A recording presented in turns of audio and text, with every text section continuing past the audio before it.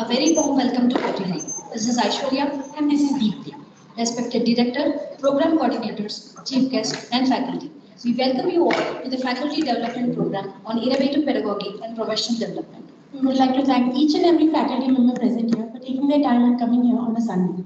Now, we request our Director, Professor S. Srinivasmurthy Sir, and our Chief Guest, P. Narayan Reddy Sir, PGDM Course Coordinator, Professor Y. Ramakrishna Sir, Student Affairs Coordinator, Dr. K.V. Anand Kumar Sir, Dr. A. Sridhar Raj Sir, Professor V. Srikant Sir, Professor S. Satish Kumar Sir, Professor M. Mehakarna Ma'am, and Dr. M. Chandrasekhar Sir onto the dais.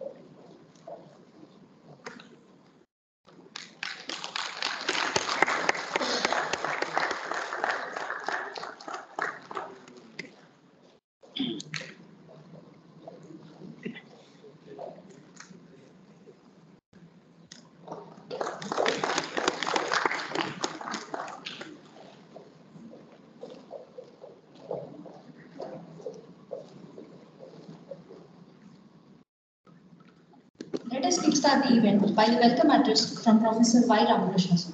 Professor Y. Ramakrishna Sir is the program head of PGDM. He has over 23 years experience in both academics and the industry. We welcome you, sir.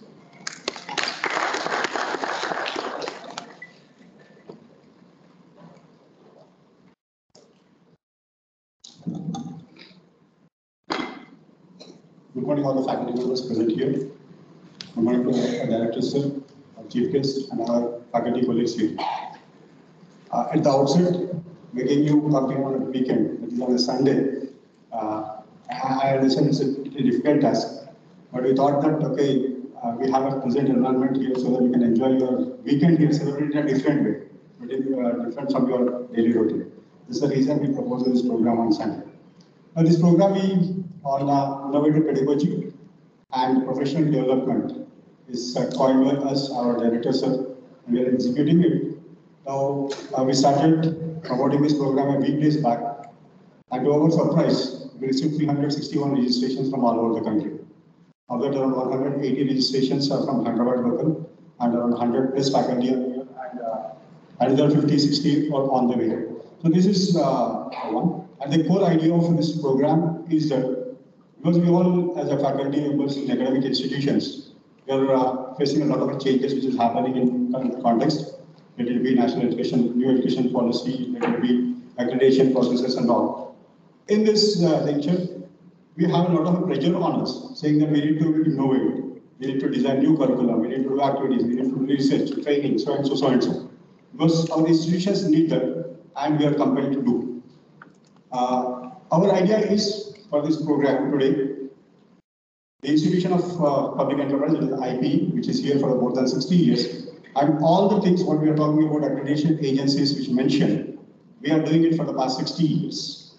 So we want to share our experiences with you. Then this, I am not saying that this is going to be a radically revolutionary thing which is going to happen in your day, but it may give you a different perspective in the sense whether we can also do that or not. So this is one, and that's the idea. So the program is scheduled into three. One is innovative pedagogy, second is the research activities, and the third one is how is it IPE can help you, in the sense collaborating with your institutions and collaborating individual faculty members or support individual faculty members for a professional development. So this is a broad idea which we already shared in your coordinator's program schedule. That's one. Next is I would like to thank my director sir for giving this opportunity and encouraging, and our faculty members, the management and all for supporting us to make this event happen. And very importantly, I thank my student community here, which actually worked meticulously during this weekdays to bring you people here. Maybe you are all witnessing them how frequently they are in conversation with you, communicating with you all. That is what we say that at IPE, what we preach, we practice. In the sense, in a business school, we say that experiential learning is required, this is required, that is required. So we as a faculty members, using our student community here, we experimented this and they gained a lot of hands-on experience on this. With this welcome note, thank you, Aishwarya, and we commence the program. Thank you, Aishwarya.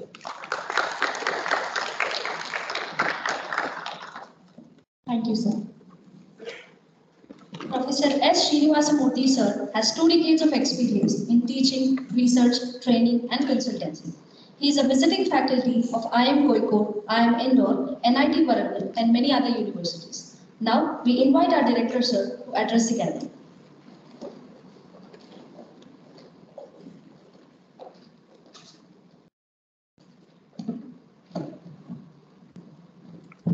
Thank you, Aishwarya. Sri Guru Namaha. Most respected, my Guru, Professor Narayan Reddy Garu, is the Regional Vice President AIMS and is also Director CBIT 42 EMP. My esteemed colleagues on the dais, Professor Srikanth, he is the Coordinator Research, Professor Karuna, he is the Coordinator Placement, Professor Ramakrishna, who is the Coordinator of this workshop, he is the Program Head of PGDM, and Professor Anand Kumar, he is the Coordinator for Student Affairs as well as Admissions. Professor Satish Kumar, he is the Coordinator for Consultancy. And Professor Chandrasekhar, he is the Professor of Finance and also Program Head of Banking and Financial Services. My colleagues are present here. Professor K.V. Ramesh, he is the Coordinator Academic Administration. Dr. Venkat Nagaya, Librarian. Ms. Sujana is our Administrative Officer. Dr. Maschendra Gaur, Professor of Finance and also Joint Program Head of Marketing Course. And respected faculty members present here, a warm welcome to you to this workshop as a FDP on innovative pedagogy and professional development. In fact, we were looking for an opportunity of interacting with faculty of different colleges. We are all working in different institutions and busy. My colleague, that summer, you are here, come from this. At the summer, Mohanty is close of OB and he is a joint program with PGDM. Any other faculty, please come to the front rows, IPE. And in fact, I request the faculty who are the last, why don't you come to front rows so that last people. We tell students not to sit in back benches. So certainly you should follow it. Please come to the front. So there should be an opportunity of interacting with other faculty colleagues and also discuss the best practices. In what way we can provide the best wherever you are working, whichever institution you are working. So then we thought about a program which may be directly useful to you. And this is only a beginning. In future, we would like to conduct programs related to domain areas, maybe finance area, marketing, HR, operations. We'll identify advanced topics where the faculty needs some more training. So we'll be circulating to you because we have a database now. We'll circulate to you so that those area people can attend. This particular program is an open program. The purpose is that you should come out and see, okay, what is IPE first of all, and also through this forum, you can network with the various faculty colleagues who are attending this workshop. As far as IPE is concerned, it was started in the year 1964, mainly to help the public sector enterprises in terms of the training, research and consultancy requirements.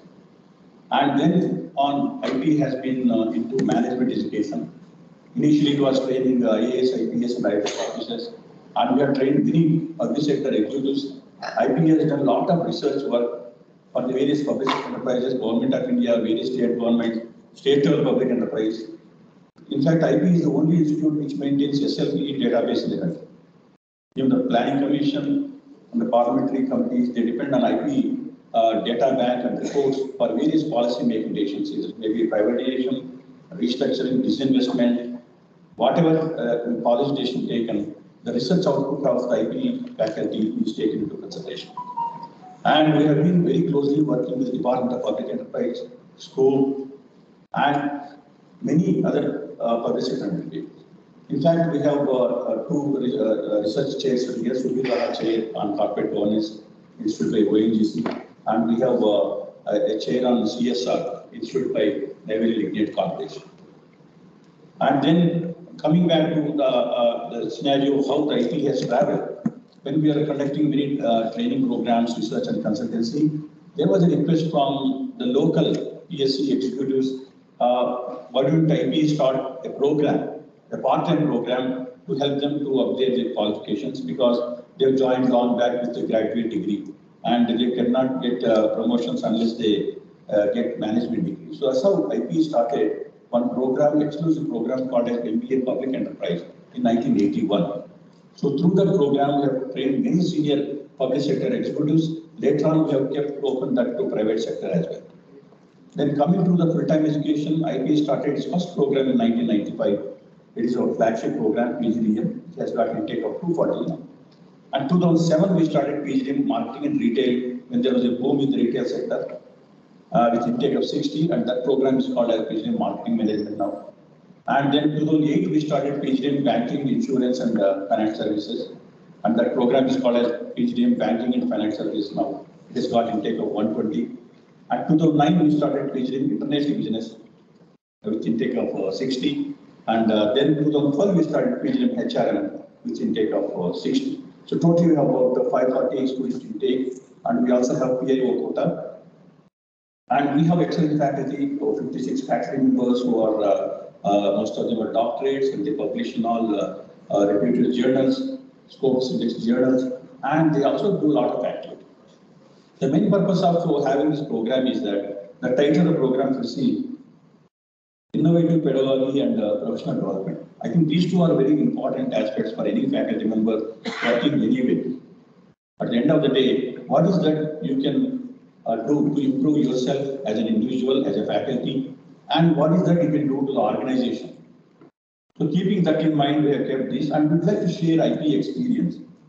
As I have been explaining to you how the IPE started as a research institute, training institute, consultancy, then came to management education, then we are into now so many batches of students. This campus especially is a 22-acre campus with all facilities.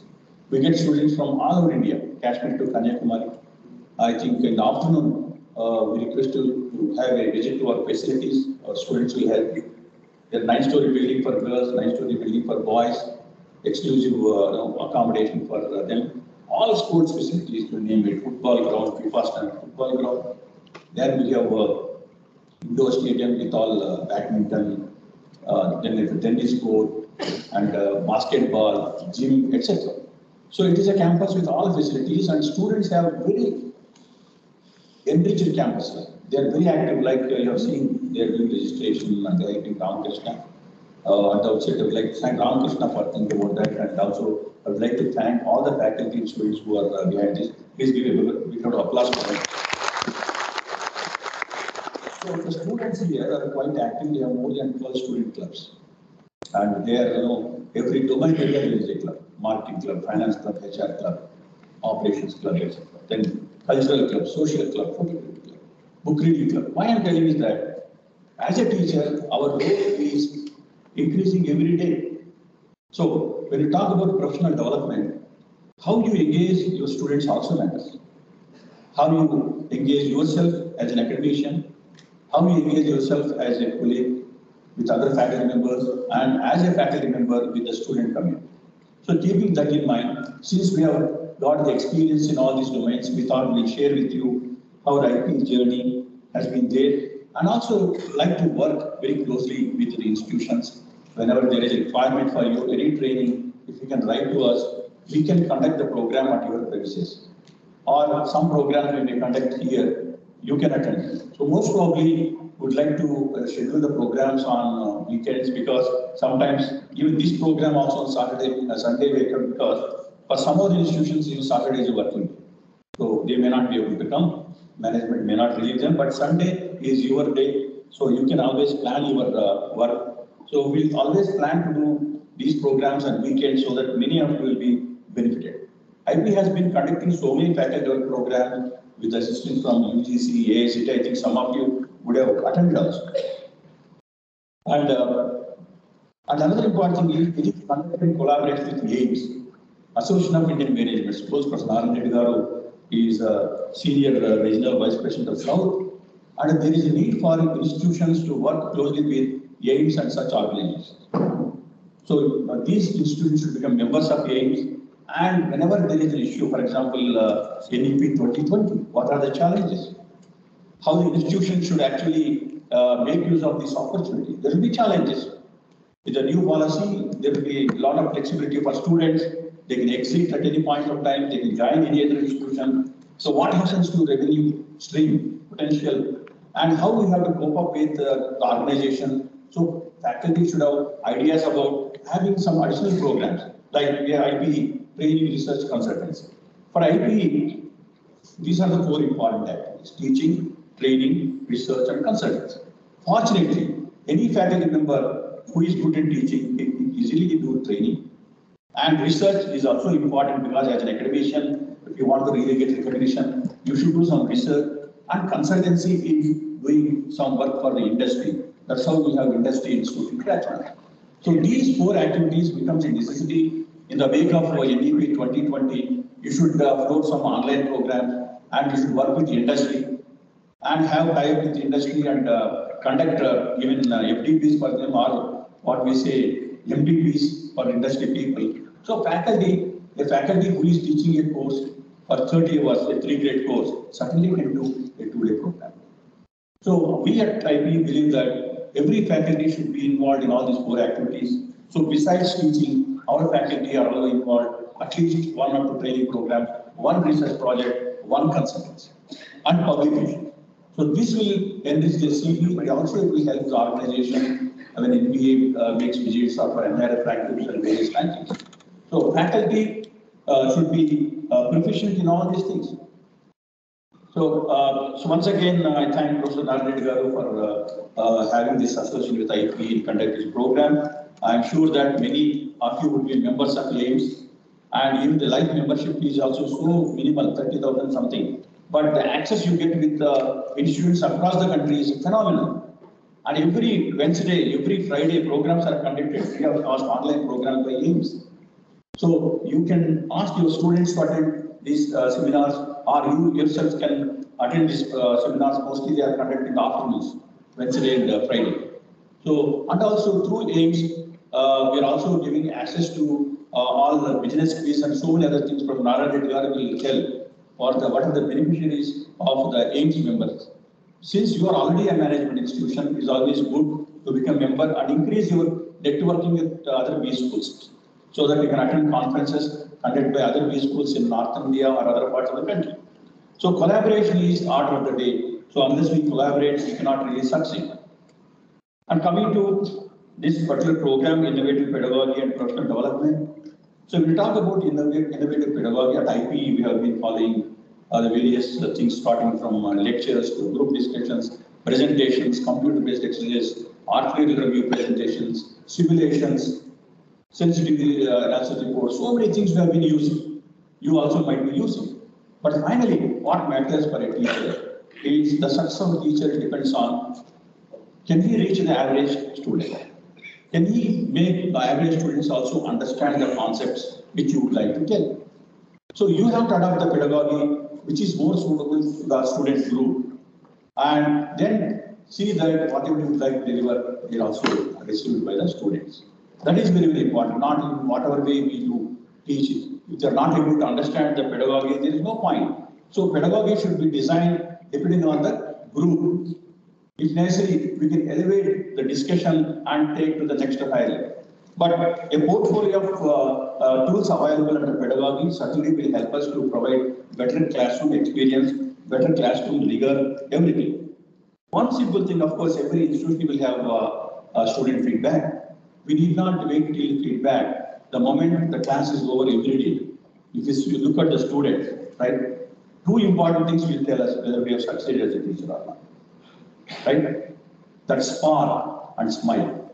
The spark between the students If you are able to see the spark, it is an indication that they have learned something new on that day. And they are confident. And smile, that is a gratitude that is expressed as a smile. Because on that day, after the end of 1 hour, they are able to achieve something. This spark and smile will be remembered forever. They will, after completing the course also, they keep on talking about the faculty, teachers who created that spark and smile. And not only they talk with their colleagues when they join the industry, and after that they talk with their children, grandchildren. Even now we talk about our teachers who taught us in elementary or high school or colleges. So best teachers are always remembered for that. So the ultimate objective for any teacher is to make even average students understand the concept. Right? Involve them, engage them, and take inclusive approach is very, very important. Right? When you ask them to come out with the doubts or explain things, have some tutorials, the complete understanding is a must. Then only they can succeed in placements and examinations, etc. The second important is the professional development. How do you ensure that a faculty member will have a professional development? That is possible only if a faculty involves in other activities as well. As a teacher, anyhow, you have been doing that. At IPE, we ask the faculty to teach 18 credits. Each credit is about 10 hours, so totally about 180 hours in a year. And mostly each faculty will get 2 courses per trimester, so totally 6 courses per trimester. So 50% of the time they spent on this, remaining 50% time they spent on research, publications, training and consultancy. Even in academic administration, the coordination, everything will get a point there. So they can spend their time and they see that they improve their performance in organization. So when you talk about professional development, your eagerness to know new things becomes very important. And logically, the other areas, like when you're a teacher, a good teacher, the immediate things that you can fall upon are research, then we have training and consultancy, which you can easily manage. Academic administration automatically will come to you. When you are in an institution, they will give you some responsibility. That's okay. But that will help us. Even academic administration will help us in understanding the students. Right? Understanding students who are the slow learners, what can we do to improve their performance in the examinations and life, in what are the areas deficiencies, where we can bring industry experts if necessary, train them so that they do well in placements and other things. So this is also very important. So what is the IPE experience with regard to this training, research and consultancy? I have my colleague, including placements. Placements is very important responsibility. Finally, an institution is recognized based on the placements, the students. Whatever we teach in the classroom, finally it should reflect in the placement. IPE have excellent placement, 95% placements. Around 5% they join the family business or go abroad. Because Karuna will explain about that. Highest package about 25 lakhs, average about 7.5. And we are proud of our board, our President Madhav Garu and the distinguished board. They believe that we have to provide affordable education, affordable quality education. So fee is also not increased. There is no institute in India which provides so much of infrastructure, so much of facilities for a fee structure of 8 lakhs. Nowhere in the country. So we believe that we should help the middle class income people and really students who can really get benefited by getting exposure to the top faculty here, environment here, networking with other students from other states. So they have a great campus experience. Now our alumni are in very great positions after we started in 1995. Some of them are CEOs and vice presidents. They help us in placements, summer internships and so many things. So I don't want to take much time, but this is the backdrop with which we have started. We would like to collaborate with you, work with you closely. You can do your PhD under the guidance of our faculty. You can tell your PhD scholars to apply for our research fellowship. In fact, we have a faculty publication incentive scheme here. When a faculty publish article in Scopus Index journals, they get a cash incentive. At the end of the year, we collect information and they are rewarded for their publications. Like that, they are versatile. We are conducting training programs for public and private sector enterprises. I'm sure the inputs provided by our colleagues will help you, and we also have interactive sessions during that. So with this brief remarks, once again, I thank you all for coming here on a Sunday It is a difficult thing, but certainly we thought Sunday may be the most convenient day for you, and so that it is not a completely full day we are keeping in a classroom and bombarding with lectures. No, we want to actually talk to you, interact with you, and share with you our experience, so that some of the things you can do in your respective organizations will certainly help you in conducting programs, faculty level programs, more specifically to the domain areas. So with these brief words, once again, I thank Professor Narayan Reddy Garu for accepting the chief guest. I thank my faculty colleagues who are here to share their experience, and I thank all of you and your management for attending this workshop. Thank you, and namaste.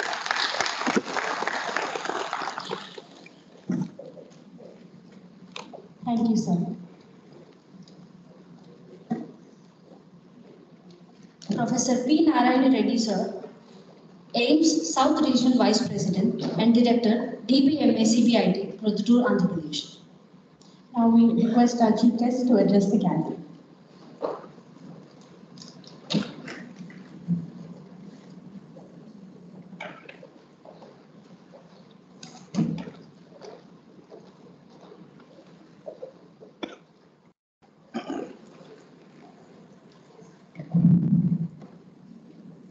Very good morning, all of you. Professor Srinivasamurthy, Director, IPE, and other senior academicians from IPE, including my colleague Dr. Anantakumar, long back he was working with me, and also the participants who are other side of the dais, and of course many of them are also known to me. In fact, I feel it is a great honor and also an opportunity for me to visit this particular institute, where my student is leading the institute. I am proud that my student, Dr. Srinivasamurthy, is leading a great institution in this part of the country. I am really delighted to see him and also visit the vibrant campus. And the moment when Srinivasamurthy invited me, I thought I accepted it, because once we reach a particular stage, people like us prefer to interact with as many people as possible. Whenever there is an opportunity, we don't miss that opportunity, because we feel like to share what little we know with the others. Having said that, since I represent Association of Indian Management Schools as Regional Vice President South, I would like to tell a few points about what AIMS is. Association of Indian Management Schools is a networking body and also policy advocacy agency representing almost all management institutions in the country, influencing the regulators, particularly AICTE, UGC, and also state higher education councils, to follow the right path in making the management education a more relevant one.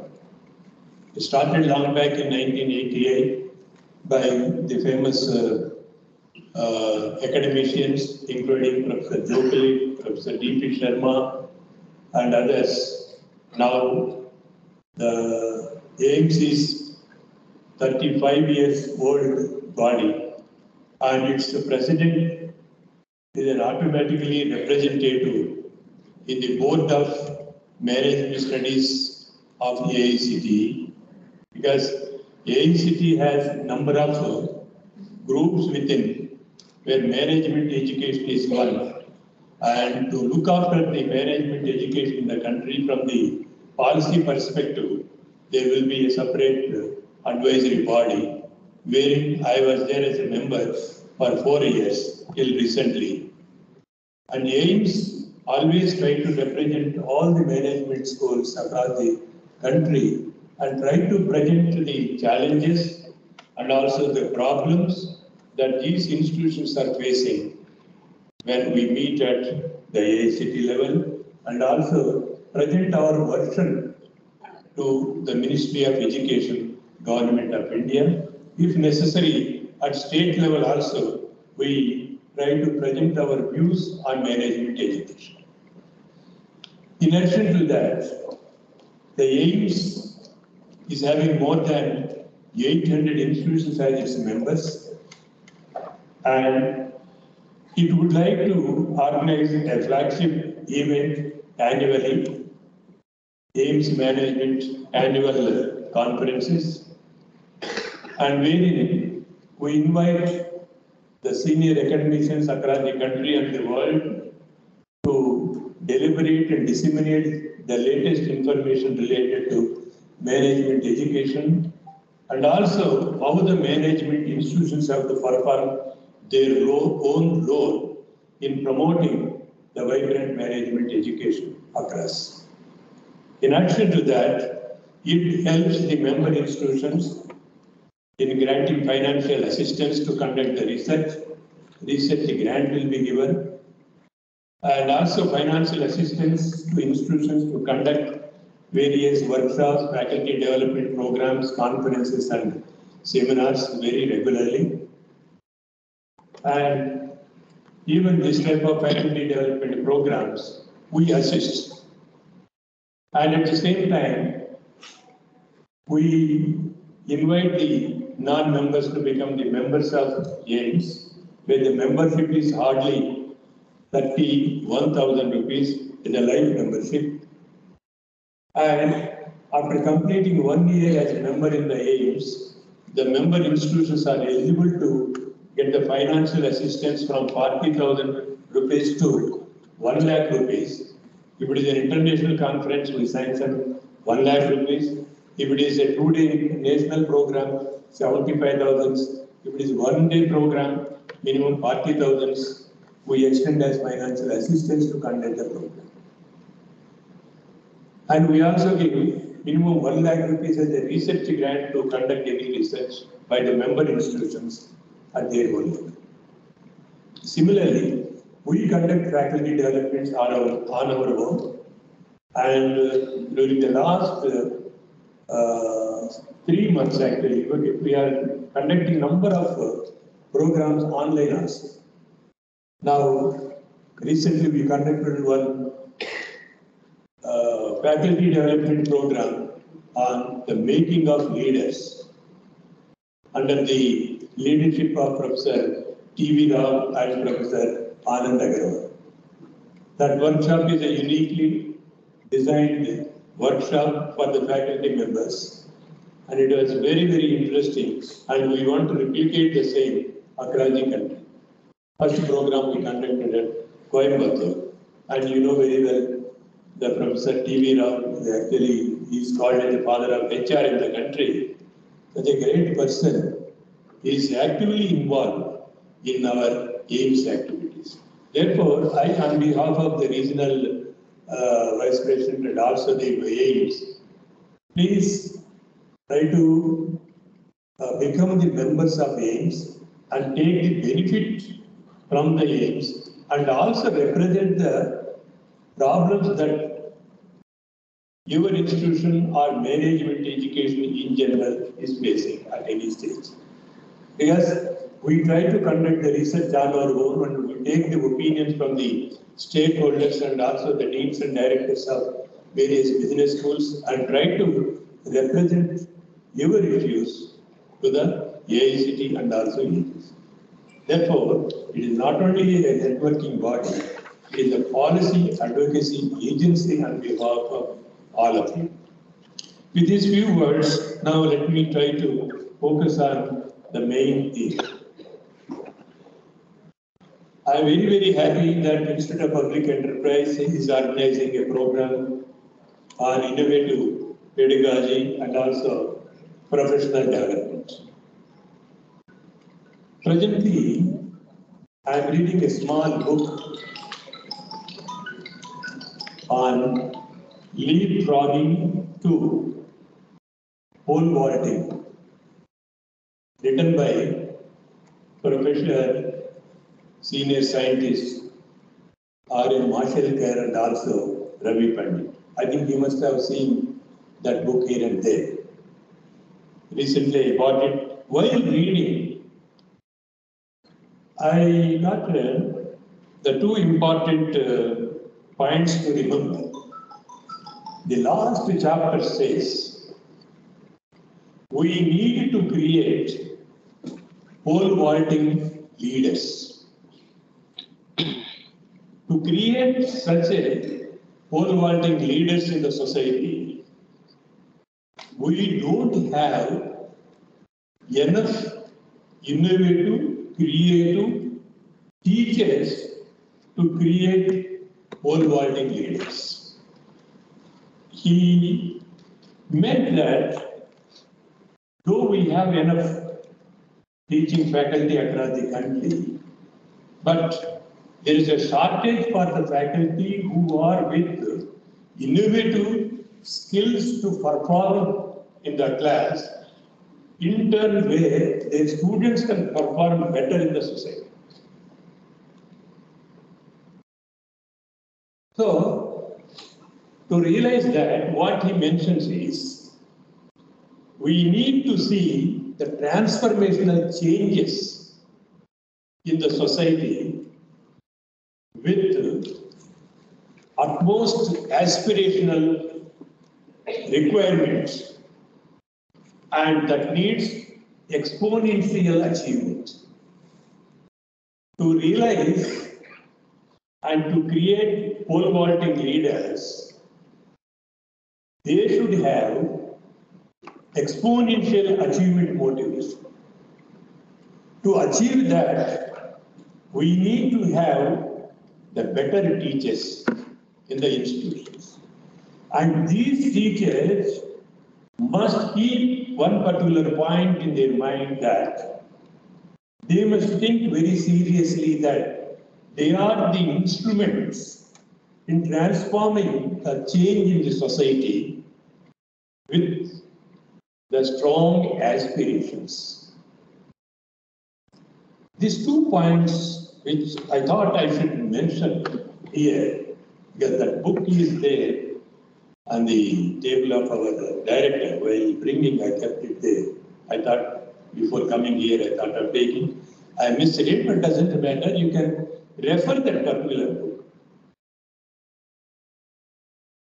The leapfrogging to pole vaulting, the meaning itself says that the ordinary development doesn't require actually. That is very, very minimum. Extraordinary development is the need of the hour of this particular country. That's what I mentioned. 2 weeks back, I spoke on the webinar on quantum growth. See, then somebody said that what is this quantum growth? We never come across this word quantum growth. Quantum growth, the best example I can refer here. Many of you must have read a small story or long back, not now, but the story is very much relevant now to see the quantum growth. You know, Mahavishnu appeared as the Vamana in front of Bali the king, Bali Chakravarti versus Vamana. Isn't it? So, no need to tell about the entire story. Vamana appeared in the court of Bali Chakravarti, and Bali Chakravarti asked the profile of this particular dwarf, small man. He asked about, tell about your profile, my dear gentleman, you have come all the way to here, you look very, very small, but you are very shining. You tell me about your profile. Then Vamana said, my dear king, how can I tell I belong to this place and that place? Oh, entire place belongs to me. How can I tell how much knowledge I have? Every knowledge is me. How can I tell you that I go from here to there? I walk every sides. And how can I tell that he is my friend, that gentleman is my friend? Every good person is me. Then, like this, he started explaining. Then he said, why you have come to this place? Then he said that, I have a small desire. Yes, I am ready to fulfill your desire. Then what do you want? I want 3 feet of place. Take it, he said. Then you know the story. With 1 feet, he occupied the entire earth. 2nd feet, entire universe. Now then I ask where I can keep my 3rd feet. Isn't it? Of course. By the time Bali realized who is this man, knowing fully well, then he offered. Then, of course, the remaining story we know. Quantum growth, a small dwarf is able to expand himself and occupy the entire earth and universe. That is what the quantum growth is. That type of growth is required for this nation. And to realize that particular growth, we need people, not just jump like a frog. No. Who can be there with a pole, who can jump towards 15 meters and then fall on the other side. That type of growth is required. To realize that, we need people in the society who can think like that. And we need teachers who can inspire the people to become the pole vaulting leaders. That is why we, the teachers, have a special role to promote such a type of environment in the society. Hope you get the point. So therefore, now what is the purpose of education? Our education system must develop the people with all types of qualities. Not necessarily this quality and that quality. Every quality that is required to the society is required by the student. And we have to impart such a knowledge in the classrooms. Therefore, who is the best teacher? If we say that now, best teacher is the one who will give 90% mark to the student. Best teacher is the one who will give attendance even the student is not attending the class. Am I right? Like this, n number of things are there. Now this is the caution for all of us that by doing this exercise, we think that we are helping the student. Okay, attendance doesn't matter. Okay, marks doesn't matter. Once upon a time when we were the students, getting 1 mark more than what we expected is a tough task. But now it is tough task for the teachers how not to give this much marks. How to give less than 80% is a tough task for the teacher. That means here, though on one side we feel that we are helping the student in the short run, but in the long run we are spoiling the society.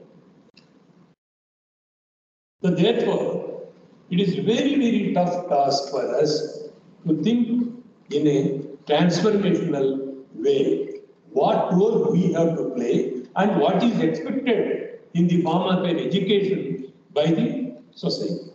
Therefore, the education must facilitate the people to have a knowledgeable base. That's what actually the Bloom's taxonomy, you know very well. How it has the last level, highest level in the Bloom's taxonomy, many of you know very well. We must be able to create something on our own.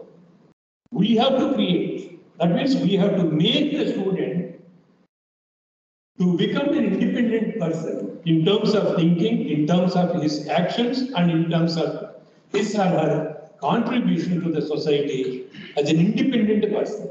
I must be able to take my own decisions, and my decisions which I am taking must be useful to the society. To that extent, we must be able to motivate our students to become the great personalities. For that, what type of pedagogy has to be adapted? The most important issue. For example, if you ask me that what is your method of pedagogy, whatever you are seeing, this is my pedagogy. Most of the time, whenever a person is invited to inaugurate a person and deliver a keynote address, we generally prepare a notes. Maybe some matter will be prepared, keep that particular matter, and would like to present it before the august body. Somehow, if I follow that practice, I can't share my feelings effectively. That's my problem. That's why, whatever I feel like, I would like to share in the form of an extempore way. This is one approach. It may be wrong, it may be right, but I believe that this is how I have been following. I am continuing like this. It may be acceptable to others, may not be acceptable for a few, doesn't matter. But this is a limitation as well as an advantage. Similarly, of course, now no need to go to the what is pedagogy, why, what are the approaches on this, because we are all well versed with various teaching methodologies that we have been practicing inside and outside the class. Every teacher has his own or her own way of handling the classes. But one thing that we should not keep in mind, MBA, for example, it may be a 4 semesters, in each semester 7 subjects, in each subject there will be 5 units. If a student reads 3 units, he will get 75%. This is one approach. Now, majority of the teachers are following this particular practice, therefore, they are not remembered by the students in their life in the long run. That's why here, we remember few students, and only few students will remember us. And why few students remember us? Why not all the students are remembering us? Because we are like any other ordinary teacher. Therefore, ordinary teachers in the institutions will not be remembered by the students as well as the institution or the society. If we adopt a different type of teaching method and inspire the students and influence the student to think differently, that makes the huge difference between the innovative teaching pedagogy. For example, at Coimbatore, when we conducted the one-day faculty development program in the name of the making of leaders by Professor T.V. Raman Anand. It was a different pedagogy. What is that? A book they have written. In that book, particular book, they would like to assess whether the teacher is having a leadership qualities. Again, don't think that leader is a business leader, not in that sense. In any sense, do you have the leadership capabilities to influence the students? So we have to read the book.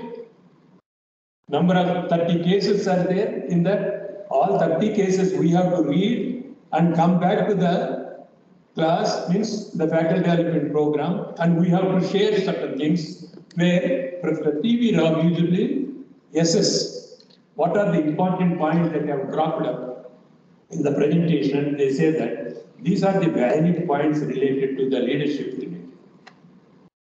Therefore, it was an innovative faculty development program where we become like a student and perform like a student and come out to the dais and say that these are the used in my particular group.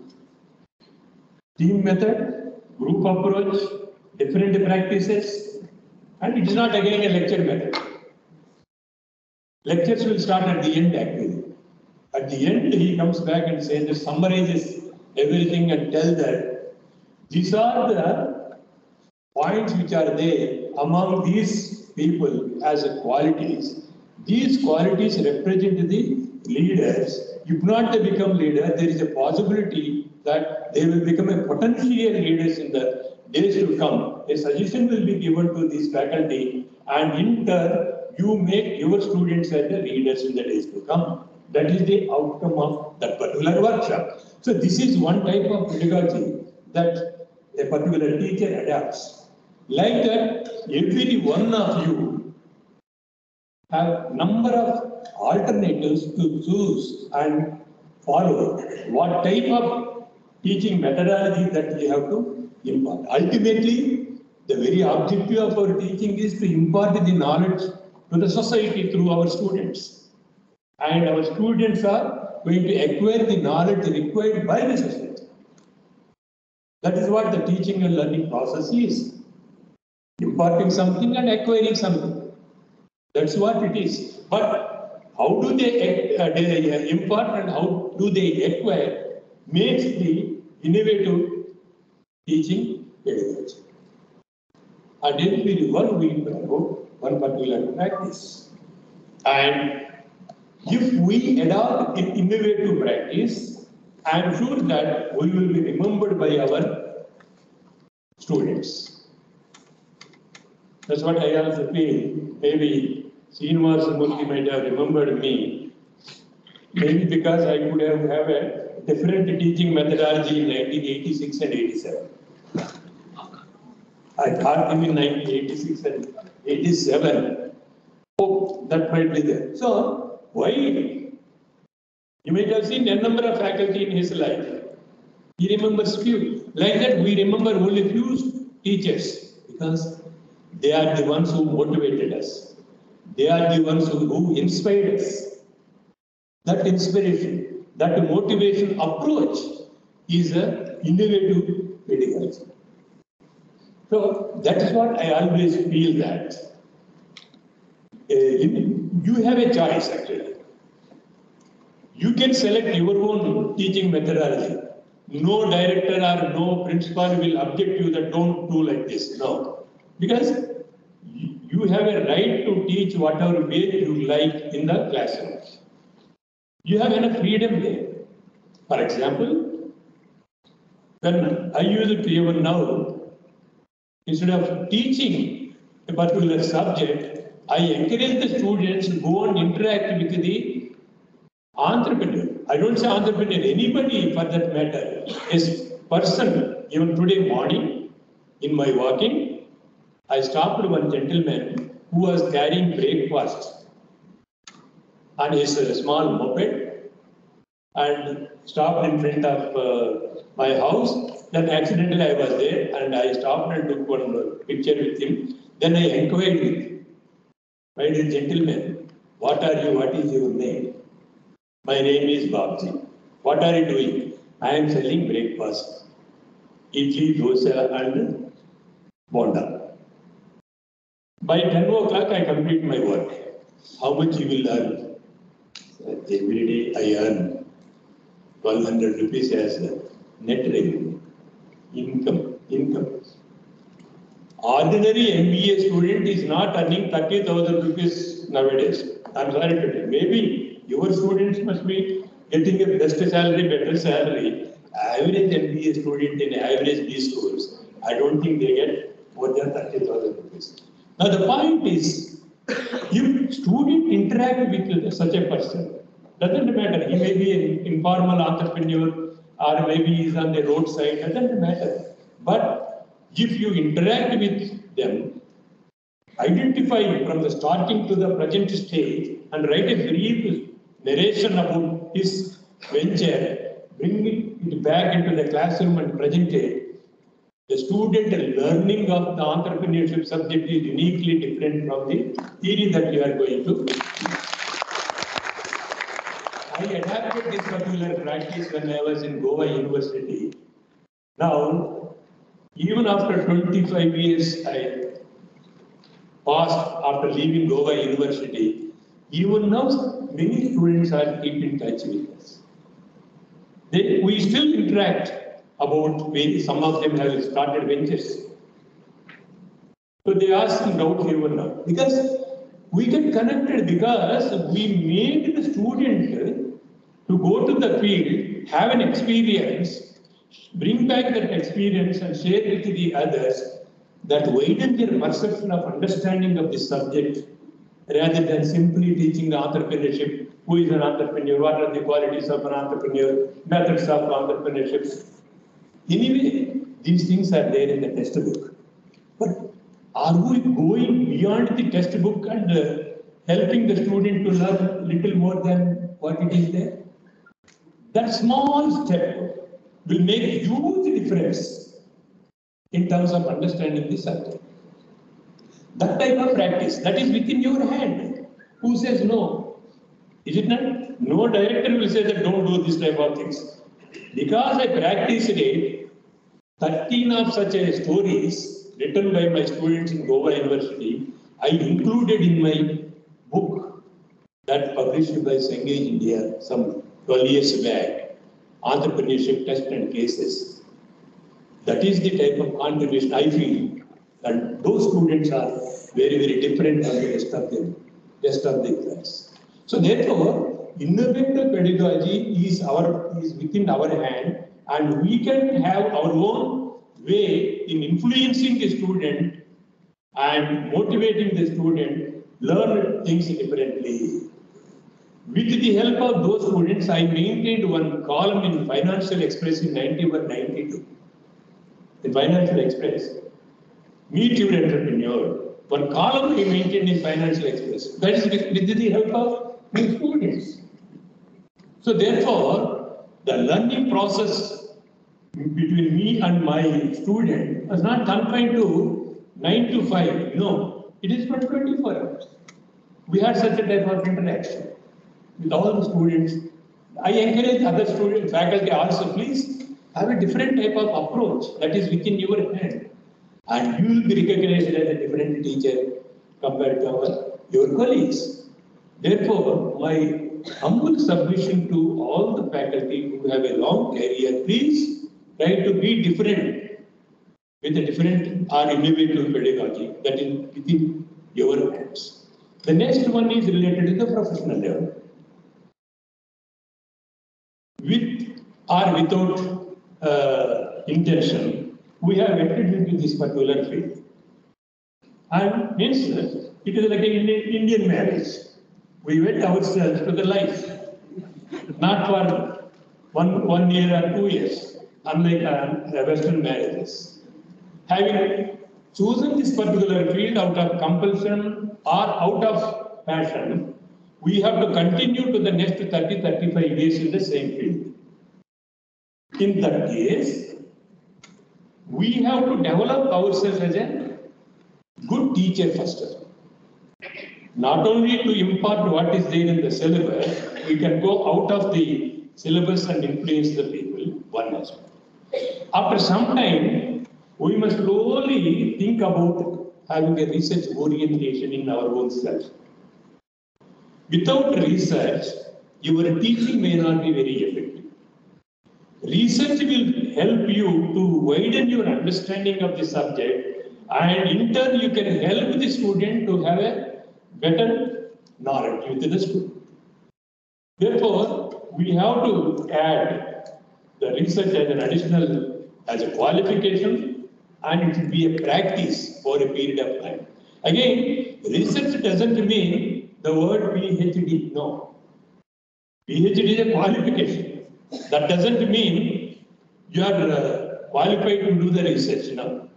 Doesn't mean research is nothing but observation. Again, for example, while coming in the vehicle, I was reading Hindu newspaper, particularly on Sunday. Extra magazine will be there.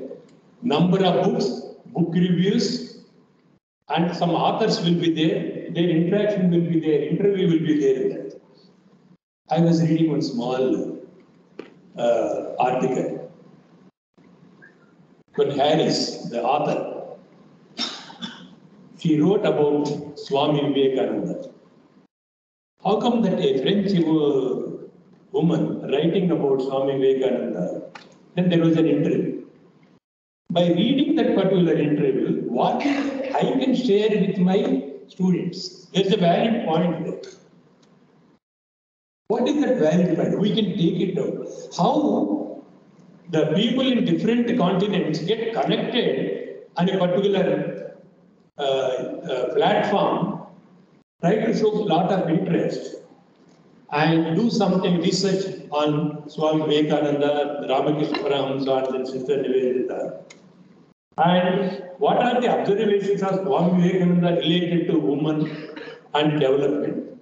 Like these varieties of things are there. Now, after reading this, we can share the same with our students. One valid point.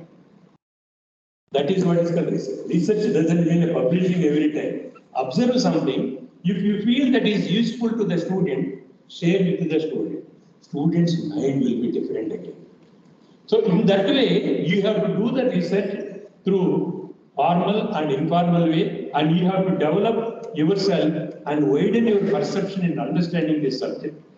After some time, you must also take the responsibility in the administration of the institution. Because teachers also require administrative experience. In this fashion, over a period of 30-35 years, you become an independent professional as a teacher, as a researcher, as an administrator. On every criteria, you become the best. Therefore, you will be invited to head the universities or India institutions as a vice chancellor, as a director, or you can be invited to be the part of the expert committees of AICTE, UGC, or many more. That is how, as a professionally, you have to build yourself and become an asset to the society. In this way, I feel that we, the teachers who joined in a humble way, over a period of 30-35 years, by virtue of having a different innovative pedagogy, and also develop yourself in a professional manner, I am sure that if you look back at the age of 60 or 65 when you are getting retired, then you must look back and see that, yes, my academic career is full of dimensions, full of excitement. I am very, very happy that I am getting retired on this day. I did my best to my academic community, and I added a little value to my society. Therefore, I am a satisfied person today. With that feeling, we must leave the academic portals to contribute something else. So therefore, my humble submission is, please let us commit ourselves to build the leaders who can take charge of the society. Our own students must be able to influence the society to a greater extent.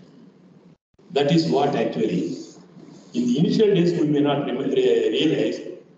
When you become when you really understand what is the meaning of a teacher, what is the role of a teacher, we are the only people who doesn't have jealousy against our students. If our student is getting a grade, we feel happy. Is it right? If in the other profession, if somebody else is earning crores, when we are not earning crores, we jealous against them. But when our student becomes great, we feel proud of him rather than being jealous. Well, I could not become, well, he has become. That type of mindset will not be there for the good teacher at all. Therefore, let us build that type of wholehearted leadership in the society by virtue of our community. With these few words, I once again thank Professor Srinivas Murthy and his colleagues for giving me an opportunity to come and visit this place. I am feeling very happy and proud for me to see this particular environment. Thank you very much.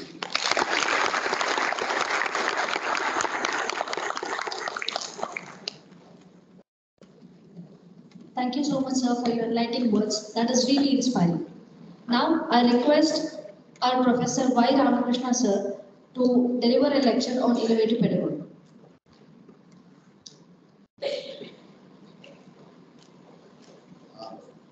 Before Professor Ramakrishna Garu will deliver his talk on innovative pedagogy, it's my pleasure to introduce my boss, Professor Narayan Reddy Garu, when I was working for Chaitanya White Institute of Technology. I worked under him for more than 11 years. He was talking about the pedagogy as a teacher, what we should be doing. Okay? I would like to bring out one or two instances. What pedagogy he followed as a boss to learn something as an individual, how I could develop from myself. To start with, he introduced a culture in CBIT to have the lunch together. So that what can happen is all the faculty sit at one place, discuss about what is going on in the department, discuss the issues, how the department can be better. And this was a practice that was brought in by Professor Narayan Reddy Garu when no other department in CBIT was following this. Thank you very much, sir. The second practice which I could recall is every year we used to do a seminar on November 6th and 7th at CBIT on the formation day of School of Management Studies CBIT. Every year to develop our organizational skills of the faculty, he made it a point that he entrusts the responsibility with one faculty member so that in the days to come, maybe after 6-7 years or so, every faculty member do develop the organizing skills. Thank you very much, sir. Whatever organizing skills I could develop is because of you, sir. Thank you. Narayan Reddy Garu did his MCom from Sri Venkateswara University, then did his doctoral program from Sri Krishnadevaraya University. Before joining as head of the department, School of Management Studies CBIT, he worked at Madarpalli as a lecturer. At that particular moment of time, Murthy Garu was fortunate enough to have Narayan Reddy Garu as his teacher. Then later on, he moved to Goa Institute of Management. He was heading the department. Maybe it's our luck at CBIT that he moved from Goa Institute and moved on to CBIT. So we are fortunate enough to work under you, sir. Then when we were at CBIT, so as to extend his knowledge, his expertise and all, he moved as a director to NITHM, National Institute of Tourism and Hospitality Management as director. Then he came back to CBIT and retired from there. Then after his tenure at CBIT, he has taken up as a Dean, Reva University, Bangalore. Then later on, he worked with Sri Vidya Niketan Institute of Management as director. Presently, he is working as a director, DBMS CBIT Project, and he was also AIMS Regional Vice President.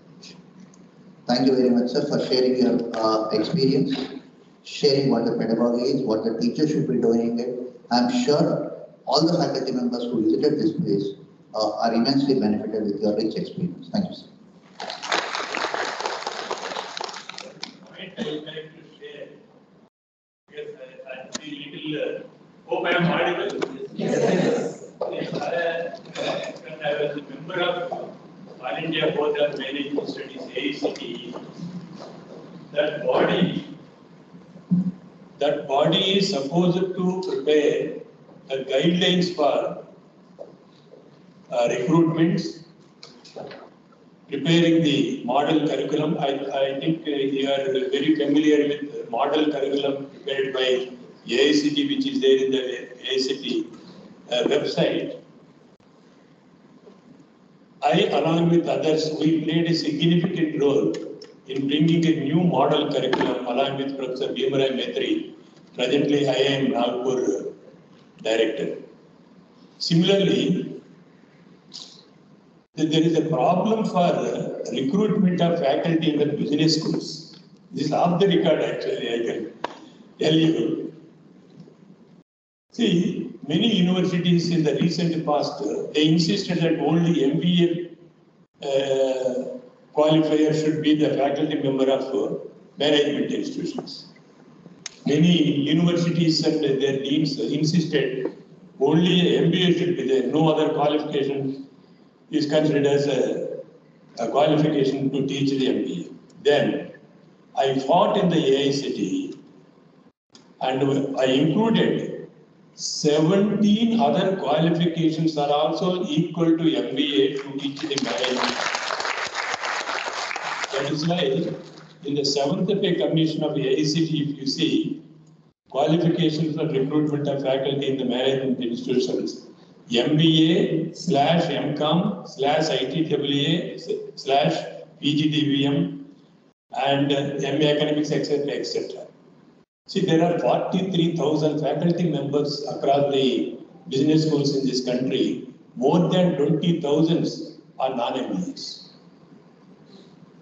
See, we can't deny that they are not eligible. They are also eligible to teach in management because management was emerged out of commerce and economics. When the first time, when the faculty pattern has been created, a director, 3 professors, 5 associate professors, 7 assistant professors, 1 faculty placement coordinator, 13 positions have been created first time, initially. And on the 30th, MA Psychology, MSc Mathematics, MSc Statistics, isn't it? MA Academics, MCOM Accounting, all these people are considered to teach this particular subject. But in the recent past, the many people are denied the opportunity to teach in the management institutions. Therefore, I feel proud that I fought in the AICTE. In fact, they were also not ready to agree initially. For 3 years I fought. Then finally, the Bhutia Vice Chairman, Dr. Reddy, you dictate what I should write. We will include it as it is. Then I dictated out what should be the qualification for the MBA faculty. So what I am saying is, whenever we get a chance, we have to play our role. It's not just, I am there and they will give my TAD and some person will be given. No, that is anyway they will give. But we have to play our role as a teachers. What is needed by the faculty members in the country, and they are exploited. Many in the university system are exploited, particularly affiliated colleges. Faculty suffer very heavily. So therefore, we have taken up this issue and solved that issue at higher level. So what I am saying is, we all get an opportunity to do something, let us do something.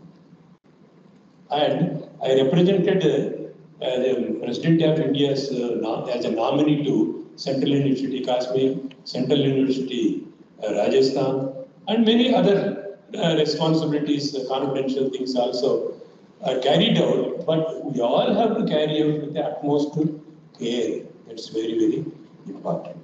Okay, thank you very much.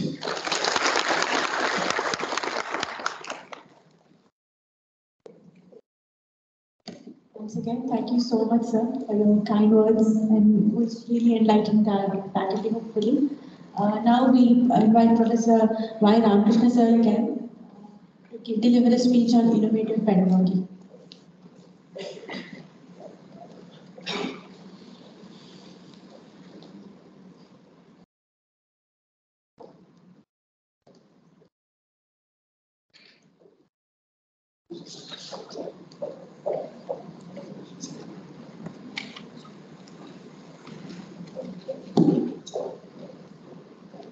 Good afternoon once again.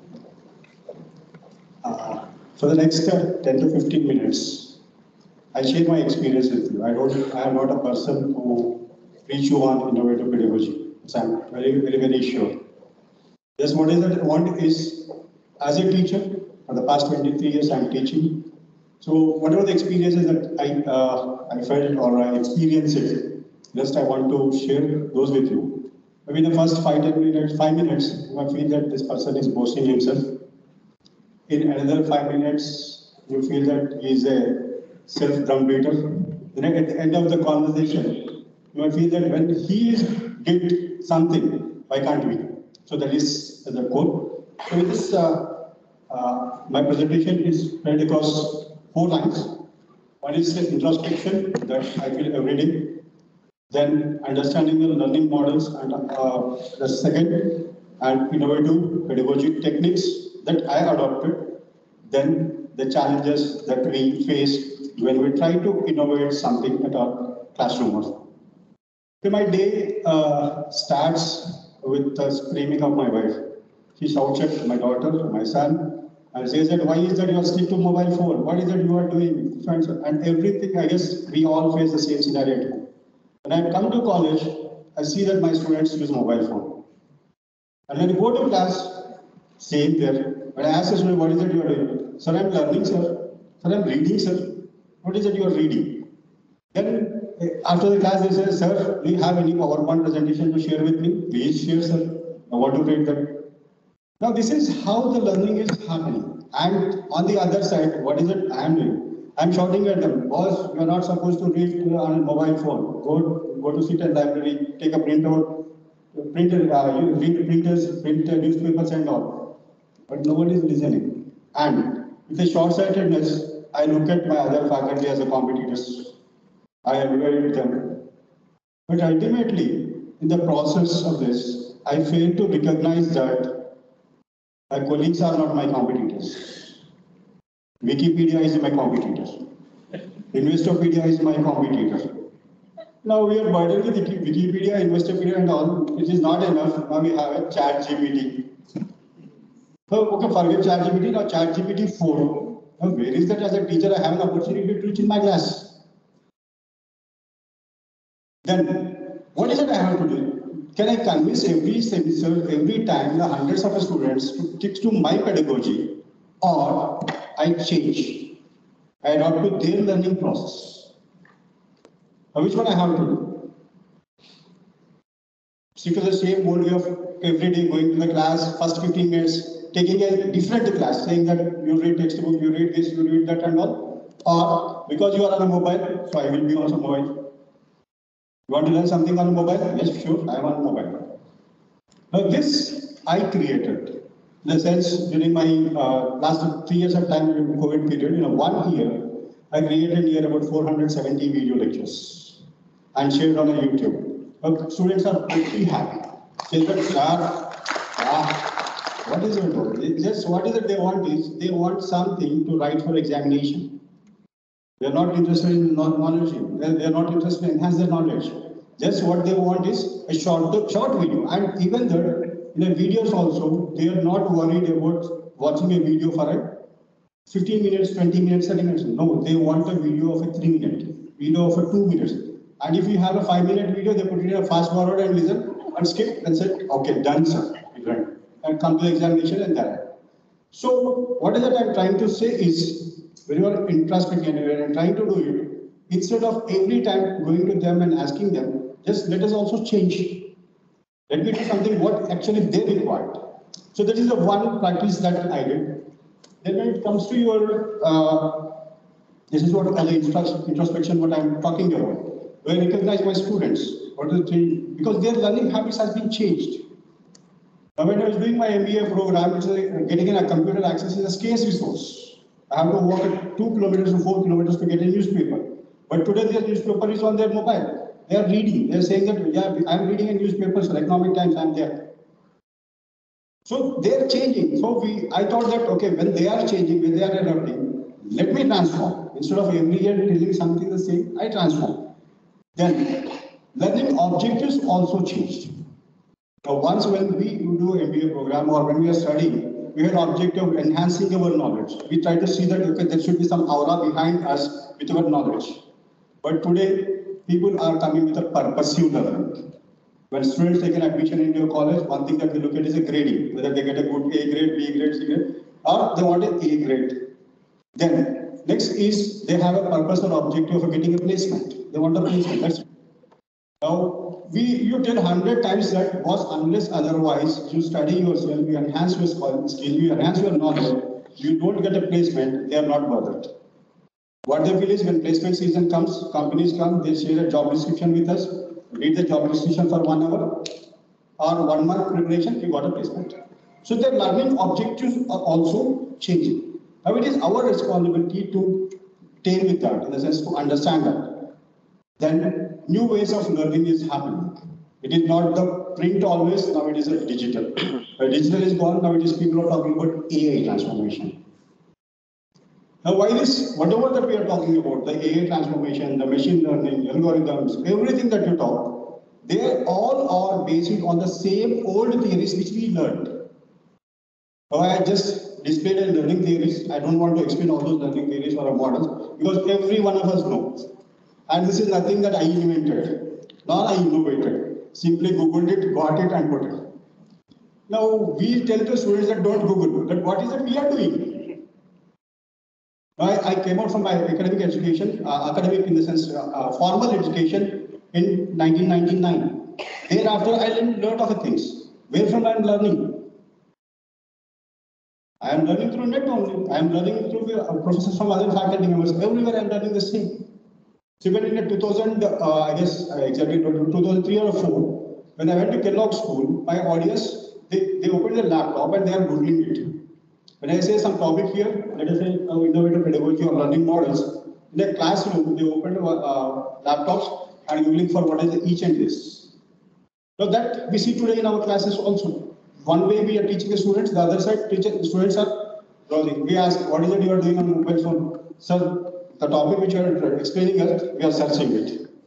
When a teacher, as I am teaching here, why you don't listen to me? Why you are paying attention towards that? But they feel that learning is more comfortable than a teacher teaches. Then at the end, I ask the question: once everything is fine, you are on a Google, you are through net you are getting.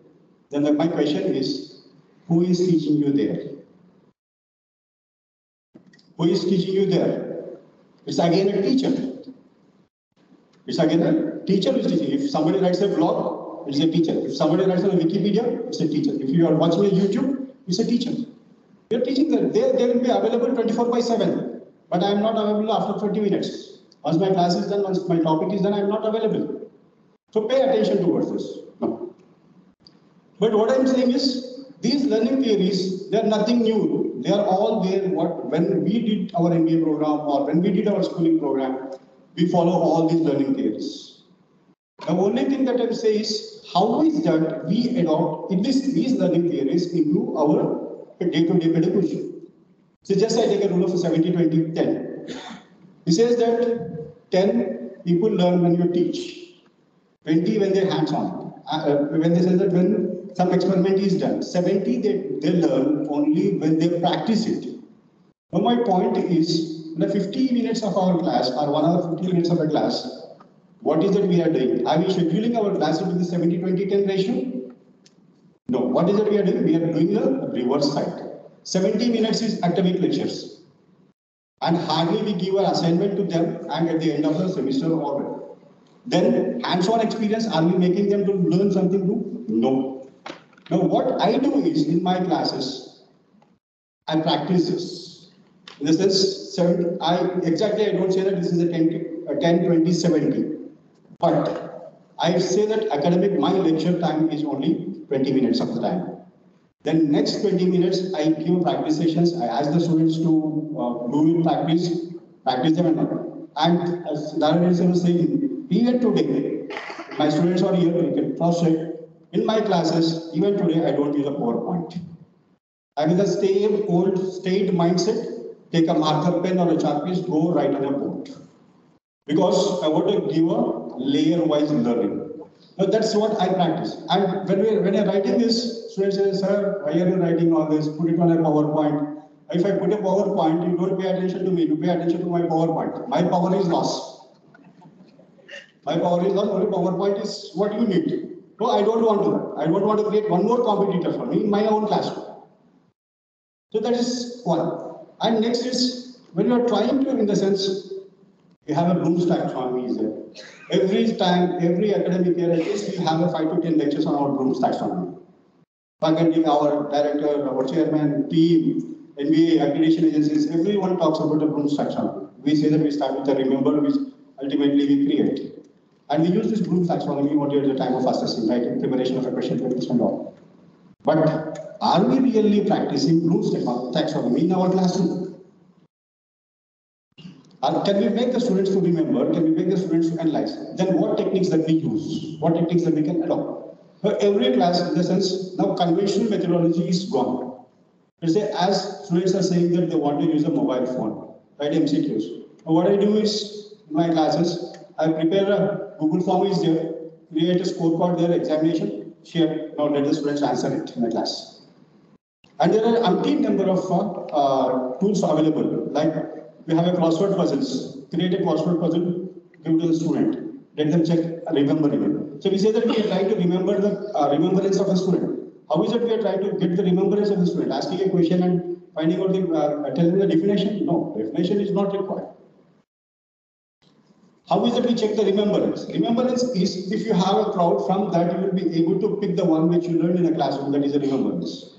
Now I use crossword puzzles in a classes to get the remembrance. I use jigsaws in a class to get the remembrance. Then we have what you might say is word search is there. When we're talking about when we're teaching them some complicated words, and we want the students to remember those words. Then use a crossword word search. So give a sheet and let them search the words in the class, and then let them present those in the class. Now by doing this, what is happening is a classroom interaction is increasing. The students are getting to, at least they are trying to learn what is that I am going to explain. This is another. These are the small things which I have. And why I say is, this we used in our school days also. I am using the same today also. But the only difference is, those days I used a pen and paper. Now I am using a technology. That's the only difference. Now we have everything online. You can create online puzzles. You can create online digitals. Everything online is available. Create, share it with your students, and let them. So whatever the levels that you have in your Bloom's taxonomy, take each level, try to innovate something different. In the sense, how is that we can? Let us say we are talking about analyzing skills. How is that we make students analyze a particular scenario, and what innovatively we can do that? That's it. A simple thought, in the sense, if we want to innovate, we can. We are not inventing anything new. Already things are there. We just try to innovate, put it in a practice. Now here, as I told you, different things that I work at: gamification, active learning, personalized learning. In all this, one aspect which I am very much fascinated or very much associated with is personalized learning. In my class, if I have 50 students, at least 30-40 students I remember by their names. I call them by their name, not just their names. I ask them their family background, what is their father, what is their mother, what they do, and try to relate. Because 60 students in a class, generally what we do is, we consider these 60 as one unique or uniform group. We say that, okay, all the 60 are the same. No, 60 are 60 different. And 60 different in each day. Tomorrow, again another 60. The same set of students today in a class behave in one way, tomorrow they behave in another way. So 60 different mindsets, and it's a dynamic one, continuously keeps going. Now you try to understand them, what is that they need. Then if we say that, okay, this is a difficult task, then I come to the challenges, but it's a possible one. Because unless otherwise you do a individual consideration, this is what I learned in my PhD, when we are doing a PhD on a transformational leadership. Individual consideration is one. Now just look at our R&D sir. He taught us university way back. Today still he remember. What is that? And he knows what the journey. That's the individual consideration. each individual one. Take our Anand sir, he remembers his teacher in the right way. That is, they have a personalized attachment with a particular person. In a classroom also, I try to build that. Then we have a gamifications and all. So different innovative techniques are available for you, and just you brainstorm. Now the point that I come at the end is this. Now when we try to implement something in a class, when we say that this is what you have to do in a class, then the first thing that we do is we get a resistance from the students because they are in a comfort zone. They are very happy sitting at their place, coming to the class, just spending time with us and they go. And when you say that you have to do this, you have to do that, there will be a resistance. No sir, we don't have a time sir, we have so many classes sir, all faculty are giving. I said, yeah, you are doing your program here, every day you are paid for everything. Then why you differentiate? And yeah, so the resistance is the first challenge that you encounter when you try to put or when you try to bring innovation into your class. Then, how is it we are going to take this resistance? You try to convince them. It's better. If you have to convince them, then the thing that you should know is you should have a personalized attention of each individual student. When you say that if somebody is there, you say that, Arey yaar, you are aiming for a job in a KPMG. You learn this, then you get a KPMG. Problem is solved. Or somebody is aiming for going to a business school in the US. Tell that you have to get admission in that school, then you have to, this is the school you require. Now concentrate on this one. So we have to manage. In the sense, problems are there always. And how is that we encounter? Next is, this is a major issue that we face, discouragement from friends and colleagues. People say that, sir, they don't change, sir. Why you are wasting all your time? They never change. They don't learn. Well, let them don't learn. But we have to put attention. See, some time back, what happened is, I come across with one vice person in academics. And the same thing I said, sir, I am trying too many things in my classroom, but students are not responding. I am not getting a result from the class and all. Then he asked me a question. How many students do you have in a class? So 60.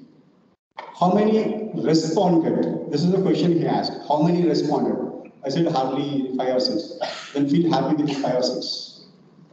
When you are looking at a negative thing of even 90%, look at the positive of 5%. You transform the 5 people.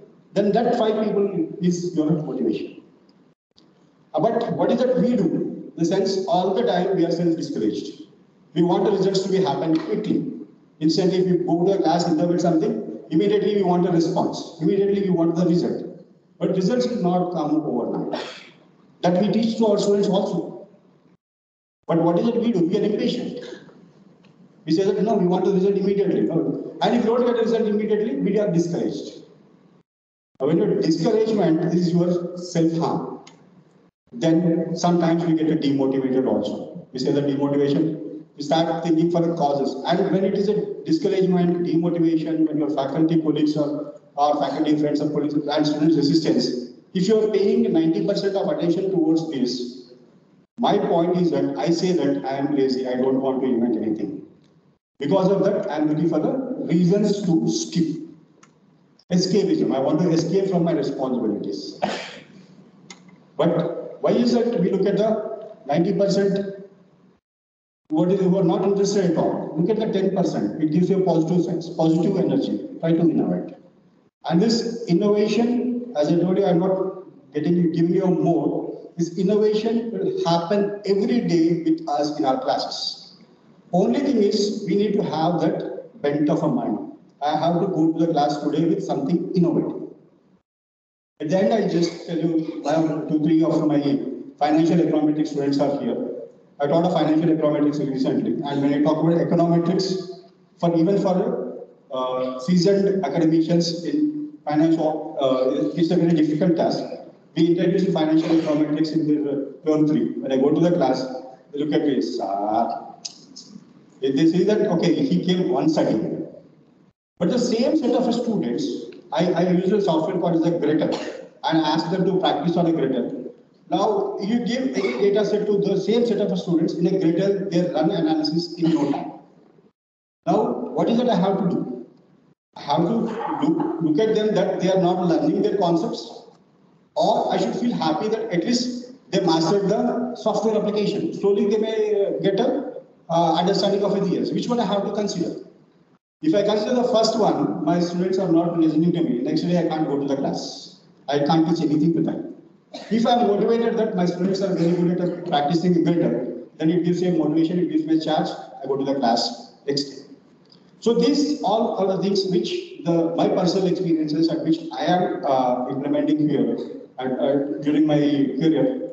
So at the end, I say that innovation, the pedagogy is there. Innovation comes from individual.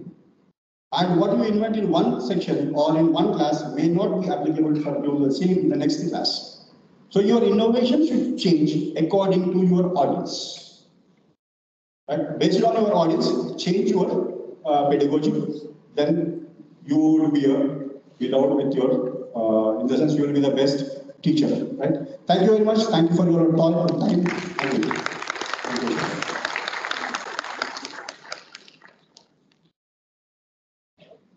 Thank you so much, sir, for the lecture on innovative pedagogy. I guess every faculty over here would adapt or change their pedagogy, and also the students would change the way they understand the learning and innovation. Now we invite Dr. A. Sridharaj, sir, coordinator for training at IPE, to give a speech on this training.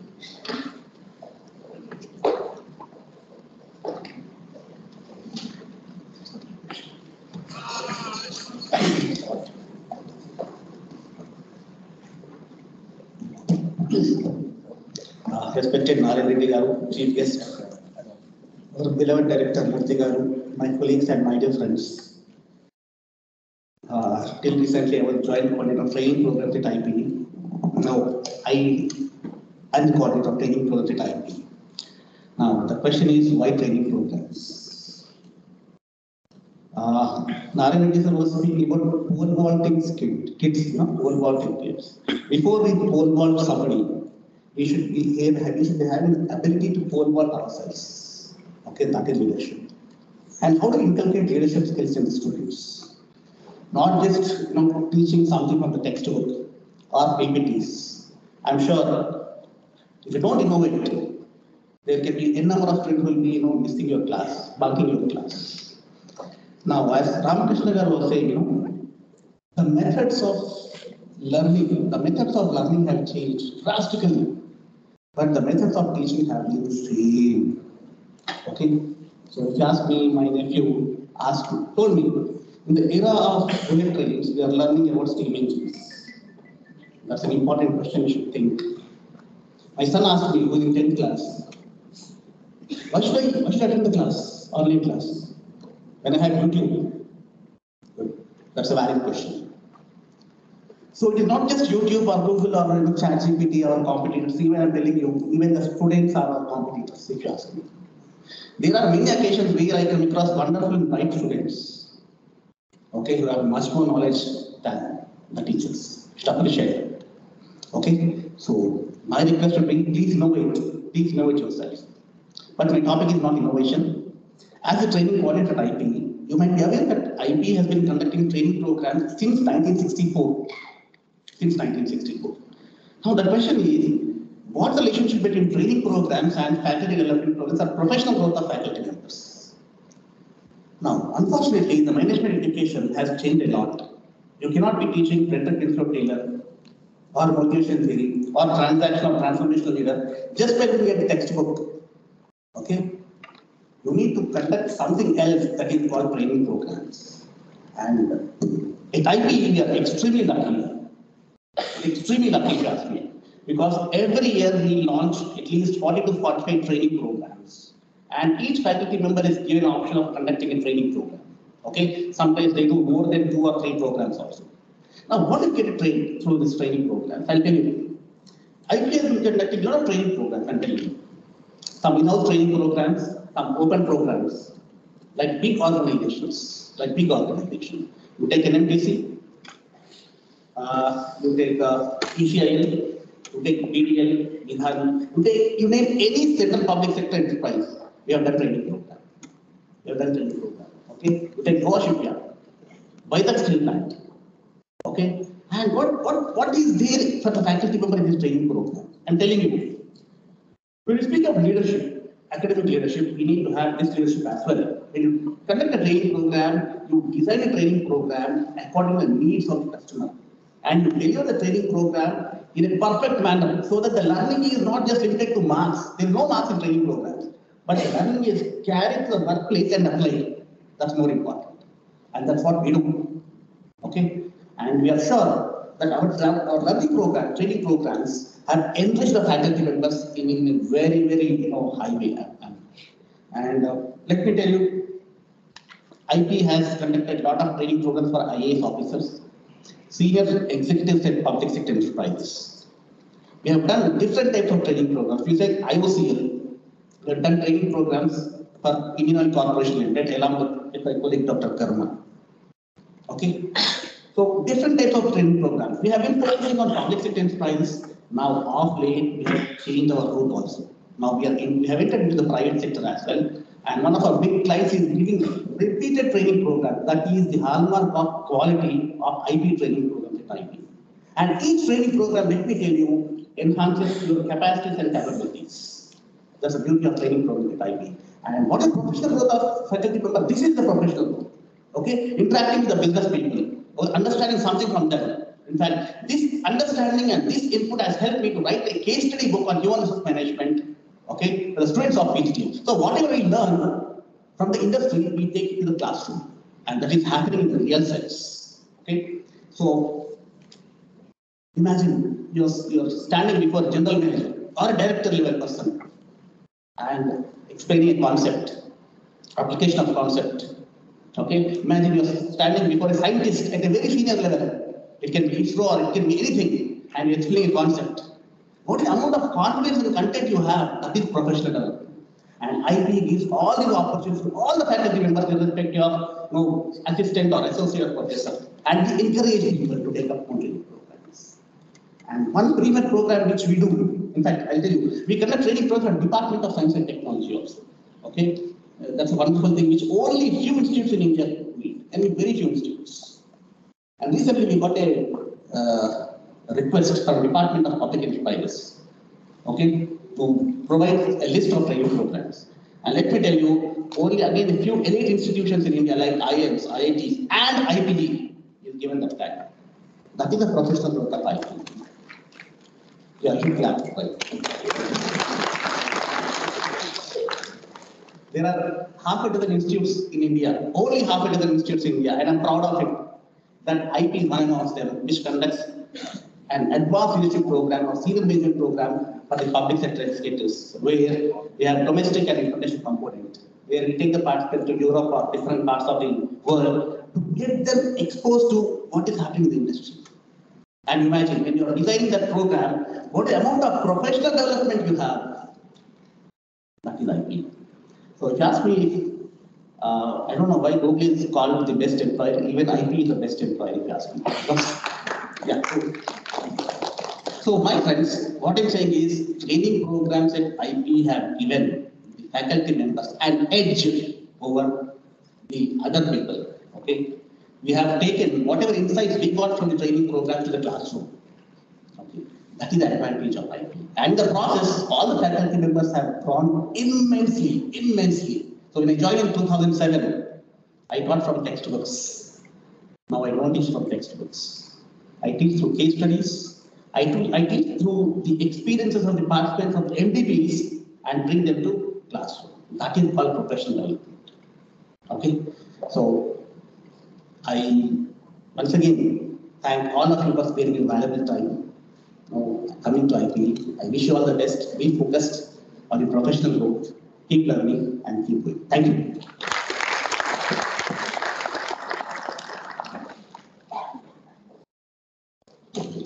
Thank you so much, sir. Now we call upon Professor V. Srikanth, sir, who is the coordinator for research at IIT.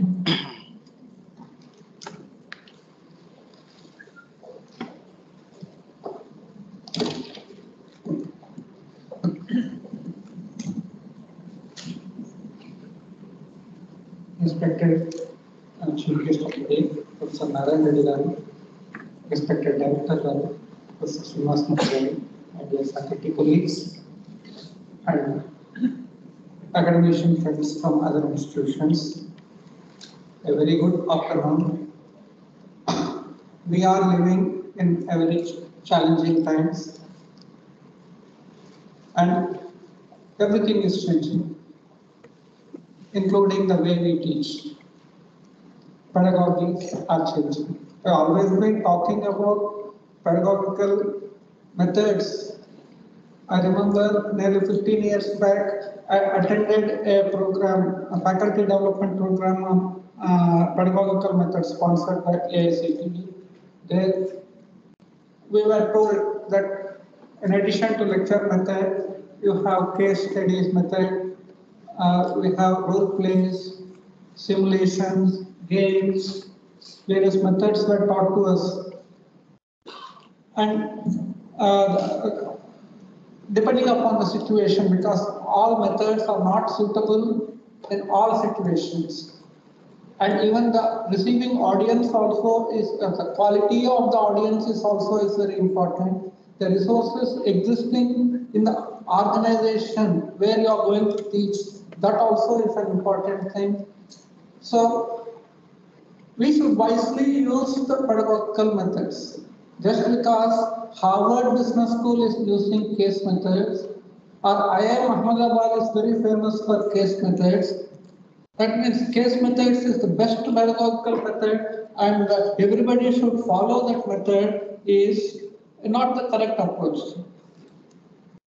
Every institute has its own way of teaching. Every faculty also has their own methods, and the students also. Everybody cannot receive in the same way. Every student will only take a certain whatever he wants from the teacher only. In Mahabharata, Dronacharya was a great teacher, and Dronacharya has taught many people, but everybody could not become Arjuna. So different students have learned and taken different kinds of knowledge from the teacher. So we also as a teacher, we should be understanding this particular thing. This is the point on which I have a kind of an objection with NBA, NAC, and particularly NBA, Bloom's taxonomy. They are talking about outcome-based education. And in the outcome-based education in which they are talking about, they want every student to come on top. Now that is the thing. Different students have different abilities. Even if they have same abilities, they may not. One person may get, like let's say, drinking Gyanamrit. One student may be very happy with drinking one glass of Gyanamrit. Another student may take 4 glasses. So you cannot say, okay, that fellow has taken only 1 glass of Gyanamrit, so you are a bad teacher. So it depends on the students also how much they can receive. They want to receive. So these aspects also we need to, as teachers, we should be taking into the factors. And one thing is, in the last 3 years, because of COVID, there is a tremendous change in the way teaching is being done. Online education has become a very big thing. And now, we are seeing students are coming back to the classrooms, but the after effects of the online education is not yet gone. But I've talked to a lot of faculty members from our institute and also from other institutes also, and they say that learning in a traditional method, offline method, the learning is more. Even I also talk to the parents, I talk to the students also. Learning in the offline method is more compared to learning in the online method. And this goes by the old wisdom which is there. You keep learning, what is it? The distance learning is keeping learning at a distance. सच्ची ज्ञान तो गुरु के पास ही मिलता है, गुरु के पास आके बैठ के सीखने से दूर रहकर नहीं होता। So these methods which we are seeing, technology adaptations and other things, okay, we have to adapt. Definitely we have to adapt, but we also have to encourage the students to come in this. As Professor Ramakrishna sir was mentioning, personalized education is very, very important. And over a period of, as we are saying here, some students, they can receive well, maybe we'll give it more to them. In a class of 60 students, okay, a few students will definitely show more interest. And we will teach, like Dronacharya has taught Arjuna more than any other student.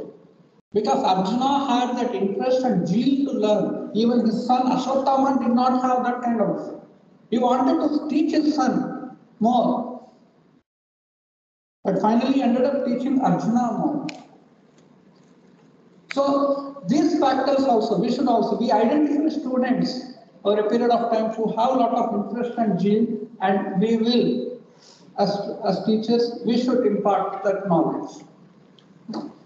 We should also take into consideration the fact that the students are different. Now we have to give them knowledge at a certain minimum level, and we also have to provide more and more. The most important thing is that we have to, as teachers, it's not just the subject knowledge which we are giving, it is also we have to equip the students for living. It's not just 2 years or 3 years they are learning with you. They have to live their lives, equip them for their lives, give them motivation, and use various methods. That is what we are saying. Even there is from our own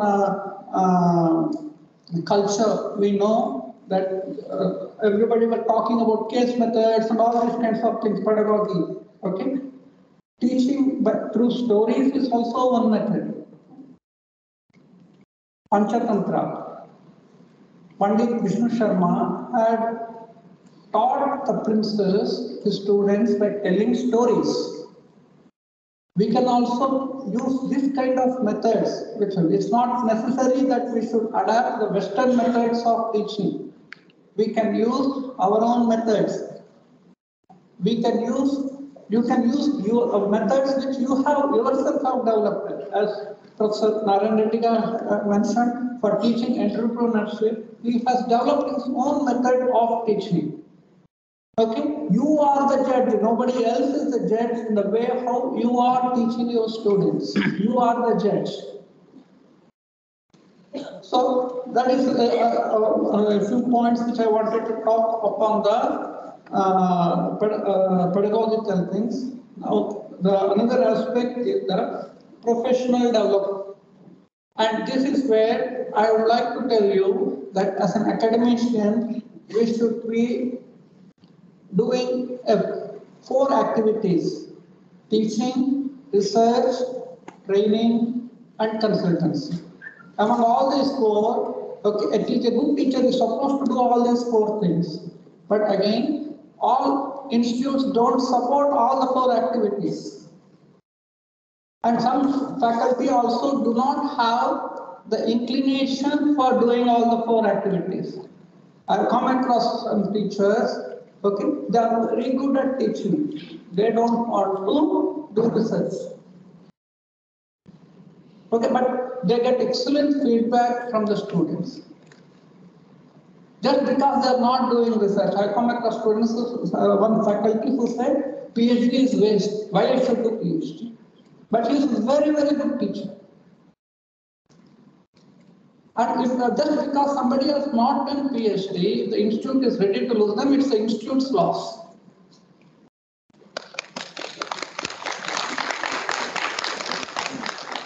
So the first and foremost thing is that first we are teachers.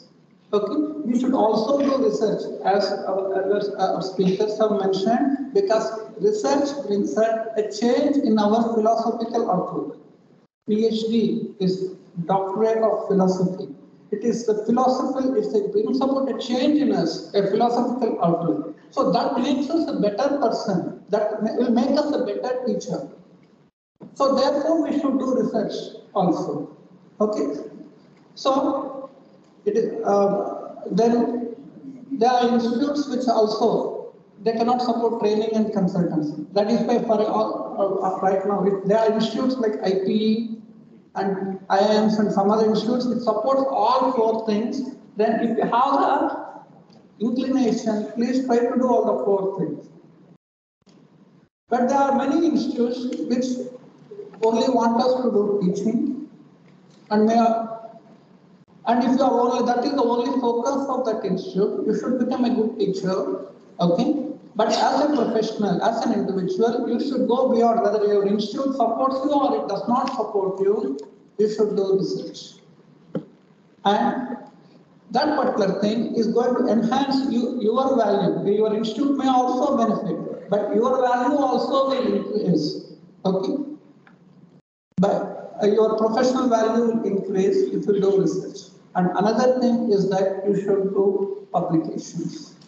Publications is a very important thing. Okay, we Indians are very happy by having the knowledge, getting the knowledge, and disseminating the knowledge, but we don't write well. That is where is the difference between us and the Westerners. Westerners, whatever the small thing they know, they find, they write it down and publish it. We have great knowledge, but then we are we are happy with our knowledge, okay? But we don't write it down, and that attitude has to change. And while you are writing and you are publishing, okay, try to publish in good journals, UGC journals, Scopus journals, and other things. Publishing in journals which is not indexed properly and other things will not give much value to you. It will not give benefit to you. So these factors you need to take into consideration. And here in IPE, as far as research is concerned, okay, IPE provides we do a lot of research projects. We get projects from UGC, AICTE, ICSSR. Our faculty are doing a lot of research, and we also are having a PhD assistance thing. That is, we can't directly give PhD to the candidates, but we help the people who are doing PhD by way of fellowships. One is the fellowship which is supported by ICSSR, and another is the fellowship, National Research, IPE National Research Fellowship, which IPE is providing for people who are pursuing PhD. And as a result of these initiatives, IPE has produced more than 100 PhDs in the last 40 years.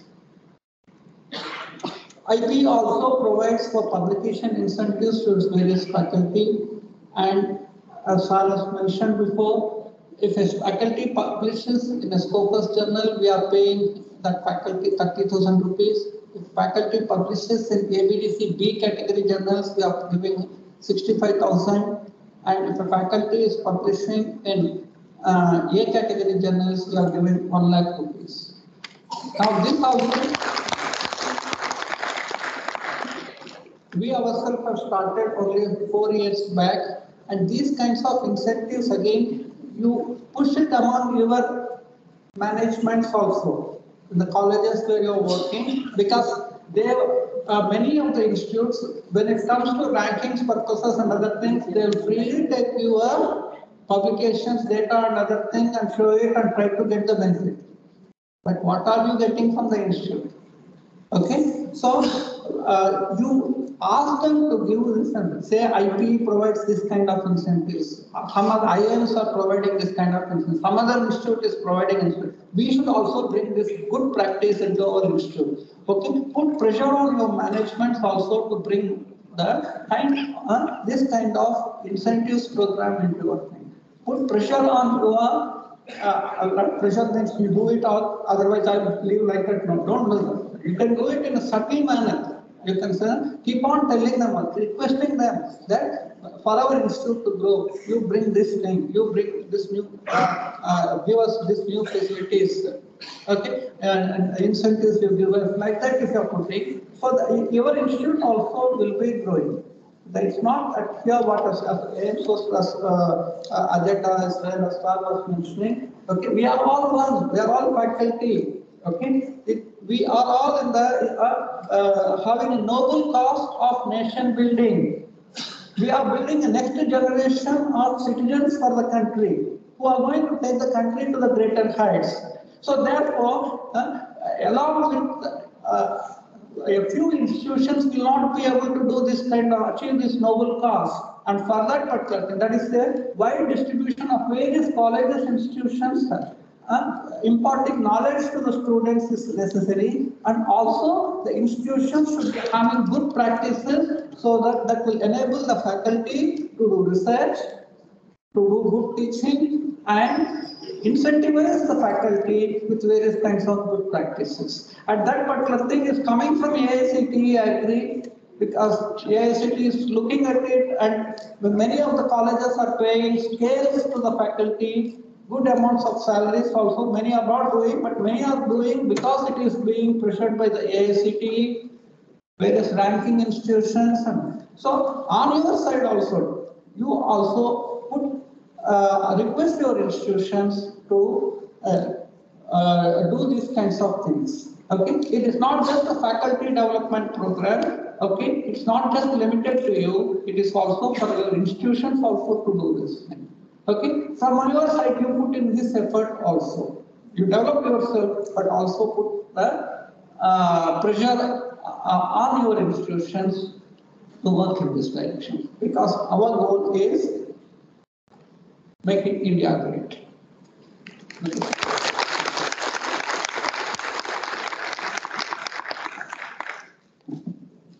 Thank you so much, sir, for such a motivation speech. Now, I invite Professor S. Satish Kumar, sir, Coordinator, Consultancy IPE, to deliver his speech.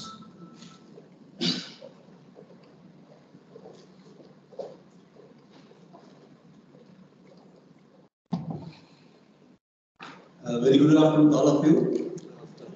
Good afternoon. Very afternoon. Yeah, I just want to ensure that you are all listening. Our chief guest of the day is Professor Narayana Garu, our beloved director, Professor Srinivasmurthy Garu, my fellow colleagues, and my dear friends who are sitting on the dais, who are also dear of the teachers. So I am talking to a group of teachers for probably the first time or the second or third time. I haven't done that very often. I stand here before you as coordinator of the consultancy division at IPE. Though the topic as such is about the pedagogy and how you can do better in your performance in the classroom, the role that has been given to us, the four of us, by our director is about professional development, and how each one of us, when we are delivering whatever we are doing in the institute, are developing ourselves as well as doing better in our academic performance. That's what the job is, I believe. So in that context, I would like to tell you that I have been I coordinate the activities of the consultancy division at IPE. Now, how does consultancy going to help? If that's a basic question one has to ask. I always believe we heard our previous speakers talking about the practical experience which is required when you want to impart knowledge. Narayana spoke about it, and Professor Ramakrishna also was talking about the practical implications of the concept that you are trying to expose in explain in the class. Unless the practical implications are clear to the students, are they going to accept the concept that you are trying to teach them? No. I have realized that I'm one of those guys who's not a PhD, notwithstanding whatever Srikant has said. I'm not one of those guys who's not a PhD, but I've got 35, 40 years of industrial experience. What is the advantage? PhDs are bringing one set of knowledge to the table, whereas the practical people who are working in the factory bring a different set of knowledge to the table. Now, what is this consultancy division? How is it helping people in the academic institution? you have an opportunity to see how your theoretical concepts, what you are trying to teach in the class, how they are being applied to the industry. If you are exposed to the industry, look at their problems and see how you can solve those problems by using the concepts that you are trying to teach in the class. I think there cannot be a better learning process. If you are able to do that, and as Sridhar was telling you about what we take back in the training programs, just like the training programs where there is a lot of interaction, a lot of questions which are posed by the people who are practicing managers. They ask us questions.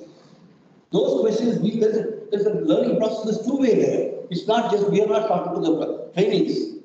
We are learning from the questions that they ask and that also, and from the experiences that they have had in their factories or their workplaces, we take it back from them, and that it makes us spark in our minds to talk about the subjects in a different way. Same thing about consultancy.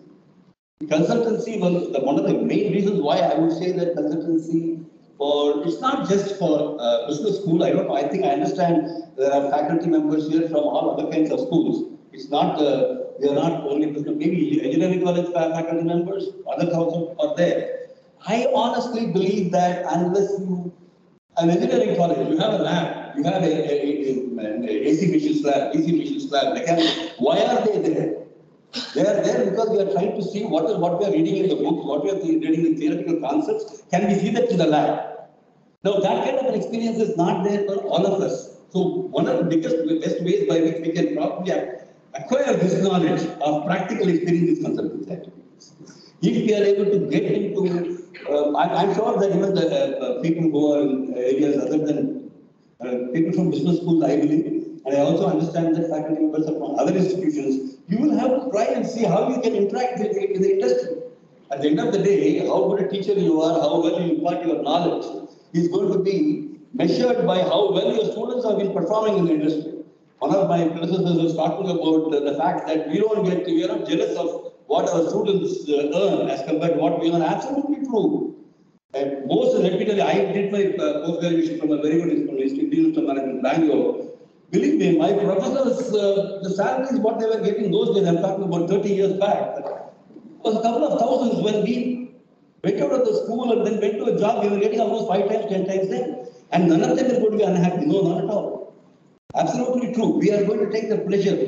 But how can we do that? How can we make that happen? I think if we are going to leave our teaching delivery to teaching the concepts and leaving it at that, it's not going to happen.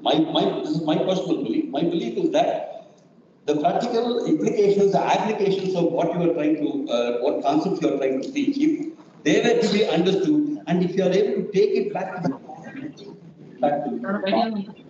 అబ్బో ఇప్పుడు దాకా నడిచాను నేను ఇప్పుడు దాకా వచ్చాను బాబా. I can tell you the kind of different kinds of projects what we have been doing. అందుకే నేర్పం వచ్చేసి tiffin చేసి కూర్చొని వచ్చి అక్కడికి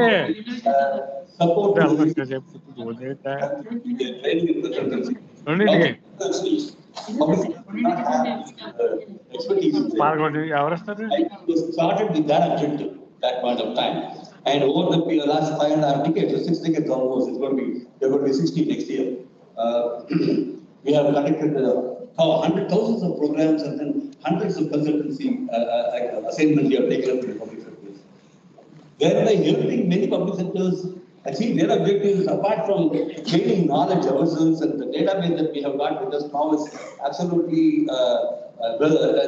it's a knowledge base which can be useful in many respects.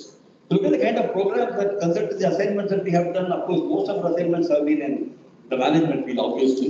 For all functional areas of management, you take it, either HR, finance, or marketing. So many market research studies we have done. We have conducted our faculty members. Dr. Srikanth was one of the who have done a lot of market research assignments. Most of our faculty members, their area of expertise, have been able to contact the industry. The industry contacts us, and we give the project to the various people who are experts in that field. Or sometimes the faculty themselves have good contacts with the industry, wherein because of their knowledge and their the reputation that they have got, they are able to get the project to the school. So getting consultants to people who have not had industrial experience, that is getting blunted by this fact that you are able to get practical experience by working with the industry. You may not have worked with the industry as an employee before, but now you are working with them as a problem solver. You look at their problem, they have a specific issue that has been given to you, you bring it back, you know that you have studied something, you are teaching some subject which has got relevance to this, how are you going to apply that to this, and then how are you going to get the solution for them? I think this brings in a lot of I can tell you the kind of projects the IPE has done some very prestigious projects. We did the PM's trophy for the Ministry of Steel for 3 years. We conducted the study. It is a performance audit of all the integrated steel plants in the country. To assess their business excellence models, we had conducted the detailed study. We had traveled to all the 9 integrated steel plants and we had come out studies, evaluated them, and the PM's trophies was given to the best steel plant of the year. That we did for 3 years. The kind of experience, I was fortunate to be one of the team members, and believe me, the kind of experience that I had visiting various steel plants, their operation, the business models, what they were following, is absolutely immeasurable. You cannot quantify how much a wealth of knowledge it added to my repertoire. Absolutely, I think each one of the consultants that's what it does. We have done many programs of policy creation, so many policies there, recruitment promotion policies, successful planning policies, corporate planning. I can talk to you about areas, operational excellence, improvement of supply chains in companies. What I am trying to tell you is that it is not necessary that consultancy projects are available only in specific areas, irrespective of your area of expertise. Those business management, business school faculty members are in the technical people. I think you can look forward to see what you are learning and see what is there in the industry, and if the industry is fairly problem, can you improve, can you take part in the development, solving of their problems, and by that process learn something yourself. I think that has to come in from outside. Professional development is it. We are having a professional development consultancy. How is it going to improve you as an individual? What knowledge you have gained as by your PhD or whatever you have done from the books and the concepts you are learning. Once you have the physical application, how they can be applied, once you learn that, I think it's going to add a lot more value to your learning. And I'm sure that will improve your teaching experience. My personal experience has been that you are able to develop that connect with the student when you talk about practical things. Not that theory is the basis for practice. Please, that we have to appreciate that. As Dr. Srikanth was mentioning earlier, I am Ahmedabad or Harvard do only case studies. They don't develop concepts at all. The entire concept is being developed through case studies. That's one way of doing it. But there used to be some child in IIM, Bangalore or Calcutta did not do that. There used to be a theoretical exposition first of all. Concepts used to be explained first, then the cases used to be discussed. Both are important. So here, for you to grow in your institution, professionally, individually, for this institution, I think doing some practical work is certainly going to be a tremendous service. That's what you should do in your each one of you should try and see if you can do some consultancy activities, look at the real-time problems, and see how whatever you are teaching in the class that can be used to solve those problems. If you are able to identify such things, I think it will be a great job. I'm sure that I hope that you people will take a Sunday off and come here and spend 2-3 hours. And traveling time is also another 2 hours, almost 6-7 hours you have to spend here. And I hope that you go back to some thinking that new ideas that these are all the things in which you can do something better, and rather than just going to the classroom, teaching the class and going back, or instead of doing that, doing other activities like training what Dr. Sridhar was mentioning, research, engaging yourself in research, engaging yourself in consultancy activities. These things are certainly going to make a better person of you. A better person of you, I'm sure it will make a better teacher of you. It will get much better acceptability to the students. When you're talking about pedagogy, believe me that these are all these professional development activities, what you are going to involve yourself in, are going to add a value into your psyche as such, and the way in which you deliver in your classroom, everything will undergo a tremendous amount of change, which is going to be really acceptable by students. I sincerely wish that all of you try to see how you can take up any of these activities and do yourselves.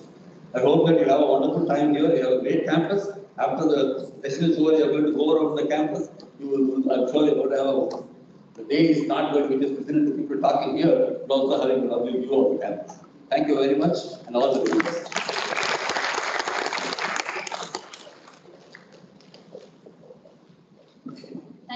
much, sir. That was very inspiring.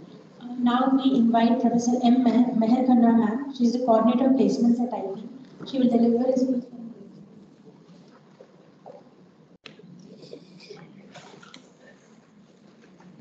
Respected Chief Guest, today's FDP, Professor Narayan Reddy Garu, respected Director, Professor S. Srinivasmurthy Garu, and dear colleagues.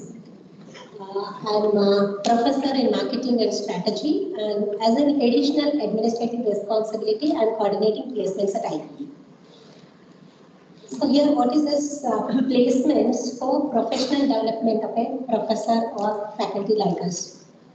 We are now in a noble profession. So somebody mentioned that if our students are placed or occupied an important position as a CEO of an organization, MD of an organization, or a senior executive of an organization, or a sales executive of an organization, we are proud to say that he is my student. He is in that particular position. So management education, some of the people opine that it has become a placement center or a placement consultancy organization as such. No.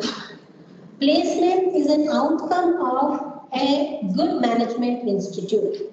I am proud to say that IPE placements are growing year on year and recruiters are increasing in number and repeated recruiters are visiting IPE because students who got placed in earlier years are performing well and contributing a lot to their organizations and they are visiting again and again to IPE. That is how we are very happy and placements are good at IPE. The highest CTC for this year is 24.75 given by Disha, and right now the average CTC is 7.2 for this year. So what is that we have to do as teachers to develop the students employable? So we need to see that our students, whether they are employable or not. One dimension already discussed since morning, that is imparting the knowledge. Anyway, we give theory, subject, case studies and different types of methods to teach and give knowledge. One more dimension I would like to tell you is attitude. Most of the recruiters are complaining that attitude is more important than the subject knowledge that they have. So what is this attitude that all about? Sometime back, we have taken students to the Hindu organization. And there, Mr. Sampath, who happened to be the senior journalist, addressed our students. And Mr. Venkateswaran, he was the regional head of that particular division, and he was also there. He stood before the students and explained about all the process, what is journalism, what is all about print media, etc. Then Q&A has come. One student asking a question to Mr. Sampath, immediately Venkateswaran abruptly stopped that. He said, "You are sitting and questioning a senior person who stood before you for the last half an hour to share his knowledge. He is gaining nothing out of this particular interaction. So don't you have a minimum responsibility or minimum feeling that a senior person standing before you and sharing his knowledge and you are questioning him in a sitting posture?" That's what he said. So I realized on that day, generally, in our class, if any student is questioning us, we say, no problem, you sit and question, ask. So don't do that. Let students stand and question you. There's nothing wrong. It is a discipline that we are inculcating. The attitude that we are developing. In management, the first principle is, if you want to become a good manager, learn to be a good subordinate.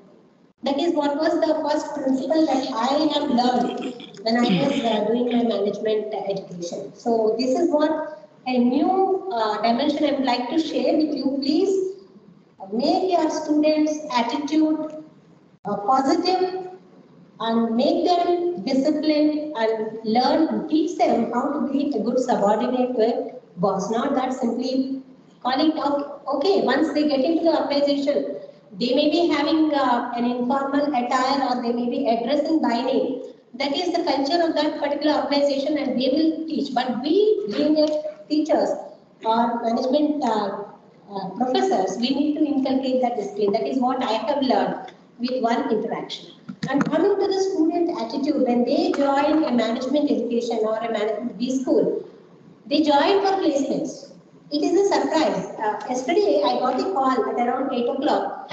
And please excuse me, Professor Anand. He said that his tone was commanding and demanding. He said, I wanted to join IPE. I wanted to know about placements. Then I said, okay, good. Ask me what exactly you wanted to know. He said, I finished my graduation, BBA. I did my BBA. I'm from Bihar. And I have 5 years gap. Then I asked, what did you do the last 5 years? He said, I did nothing. So will it impact placements? Will I get a placement if I join IPE? He was questioning me. I said, see, dear student, and you wanted to pursue a management education after 5 years of your graduation. And IPE, he said, I'll work hard. 2 years I'll work hard and learn management concepts. I said, good. What was your percentage? He said, good percentages throughout 10th, intermediate and degree. But he said 5 years, he did nothing. And he was asking me whether it impact placements. Then I said, you join IPE as you have committed yourself that you will pursue management education with hard work and commitment. Do that. And I will give you an opportunity. 100 plus companies do visit IPE. Since you have throughout first class, you will be given an opportunity to attend placement processes of all the companies. That assurance I can give you. But I can't give you that you will get selected for companies and how you justify the 5 years gap. That is also an important factor. Then he said, tell me, what should I tell you? I said, be honest. I am not suggesting you tell this, tell that. So this is how he said, okay, you are telling that it is unlikely to get a job. So I'll think over whether to join IPE or not. This is how he responded. So students, their attitude is in such a way that if they score low, they say the teacher has not given me the marks. They never realize that they have not scored. They'll say the teacher has not given me the marks. Right? And if they don't get a job, they'll say that placement department has not given us a job. So if you can do something, my suggestion from this platform, I thought that since it is, I'm asked to speak about placements and professional development. Being in the profession of teaching, I suggest you inculcate this attitude among your students. That I think that's the one suggestion I would like to give it to you on this platform. And thank you very much for that.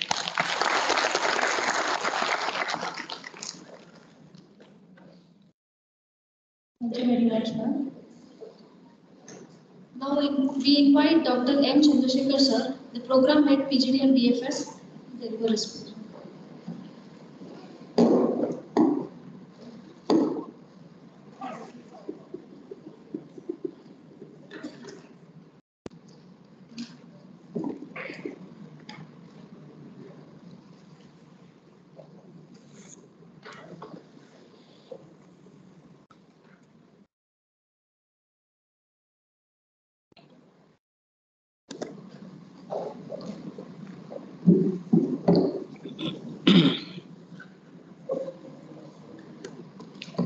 Respected Chief Guest, Professor P. Narayan Reddy Garu, our esteemed Director, Professor Srinivas Murthy sir, our esteemed colleagues, and the academic fraternity who are for last 3 to 4 hours continuously listening and updating on pedagogical developments and professional developments and etc. I am the last speaker, I know, the challenge as the last speaker, but here I am talking about the collaboration and how collaboration is going to create an impact. If you see the slide, you will understand the significance of the next 10 minutes, how we are going to win. That's what you see. There is an arithmetical error in the slide. It's not 1 plus 1 is equal to 2, it is 1 plus 1 is equal to 3. So that addition is only possible through collaboration, right?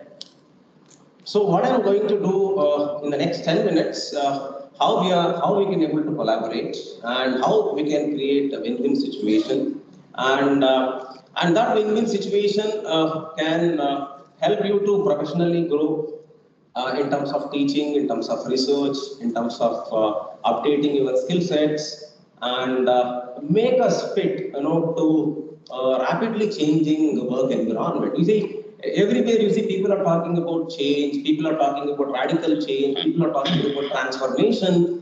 And this was not the environment a decade back or 2 decades back. There was always a buffer time, and we used to encash that buffer time in terms of learning and development. But now, because of the change is so rapid, it's the only option is collaboration. So with that motto, I would like to spend 10 minutes on this. So be patient enough to listen. Then we can take it forward, right? So we do, IPE is known for conducting collaborative activities, and collaborative activities are meant for student development programs, skill building programs. You can also see faculty development programs. There are programs which we conducted, STTP programs like short-term training programs. And we have also done many national seminars, international seminars, and capacity building programs. We have faculty members, they are known for conducting 1 week capacity building program, 10 days capacity building program. In fact, Dr. Taruna and their team, they have done one capacity building program in the last year. At the same time, there are few other faculty members, they have also done capacity building program because the work environment is changing, new things are coming up. So UGC, ICSSR encourages us to do such kind of programs. So that's where we invite many faculties, and they come to our campus, they stay with us, they stay inside the campus, and they update their skill set. That's the reason we call it as a capacity building program. Then student co-curricular events, Dr. Anand talks about, because Dr. Anand is the in charge for student co-curricular activities, and we do encourage our students to participate in other college sports events, cultural events, and etc. In a similar manner, we also invite other college students to come to our campus and participate in co-cultural activities, events, sports events, and such events always, gives them the platform to showcase their skill sets. At the same time, we also have done a couple of programs on entrepreneurship building, entrepreneurship development. In fact, Dr. Prardhana is known for conducting Startupedia. For last decade, every year she conducts a Startupedia event. This year, in the month of March, in the beginning of the March itself, we have done Startupedia event. Almost like 35 teams, they visited us. They presented their business plans, and some of the plans got selected in terms of pricing them in terms of 1, 2, 3. Then workshops, we have done many workshops on research methodology, you say, workshops on case writing, you say, workshops on article writing, you say, you name anything, we have done several of such events. Webinars, yes, because our institute is known for webinars, we have done several webinars in collaboration with many institutions. Because if you wish to know who are all our collaborative organizations, we have collaborated with few central universities such as Central University of Kerala, Central University of Rajasthan, and state universities, our own Usmania University, Department of Commerce, Department of Economics, and also Department of Geography. So Dubey, Alpama Dubey Mohanty, she does a lot of work on geographical studies, water management, water resources. And at the same time, we have also tied up with research programs with universities like Aditya Vinaya University, JNTU Anantapur. Also, we have done one program with JNTU Anantapur. So you name any university, state level university or central university, we had a collaboration, and that collaboration in terms of conducting faculty development program, conducting national seminar, conducting international seminar, conducting student development programs, and etc. So this is the way we are collaborating it. In a similar manner, we also focused on conducting many such programs, especially for students. Because last 2 years, we have seen the kind of environment, education environment is changed from physical to virtual, and again we are coming back towards the physical mode, and we have already conducted a couple of student development programs. So this was the very recent program which we conducted with IIMC at Hyderabad. almost like 634 students were present, and the topic was, it's very simple topic, right? How to do the project, or you can say project work guidance. A team of 10 members from IPE, in fact, Professor Srinivas Murthy sir entirely sponsored the event, and we allowed all 10 faculty members to do this event. So we collaborated with IIMC, and we have trained in a span of 3 to 4 hours for a bunch of 634 students how to make their projects.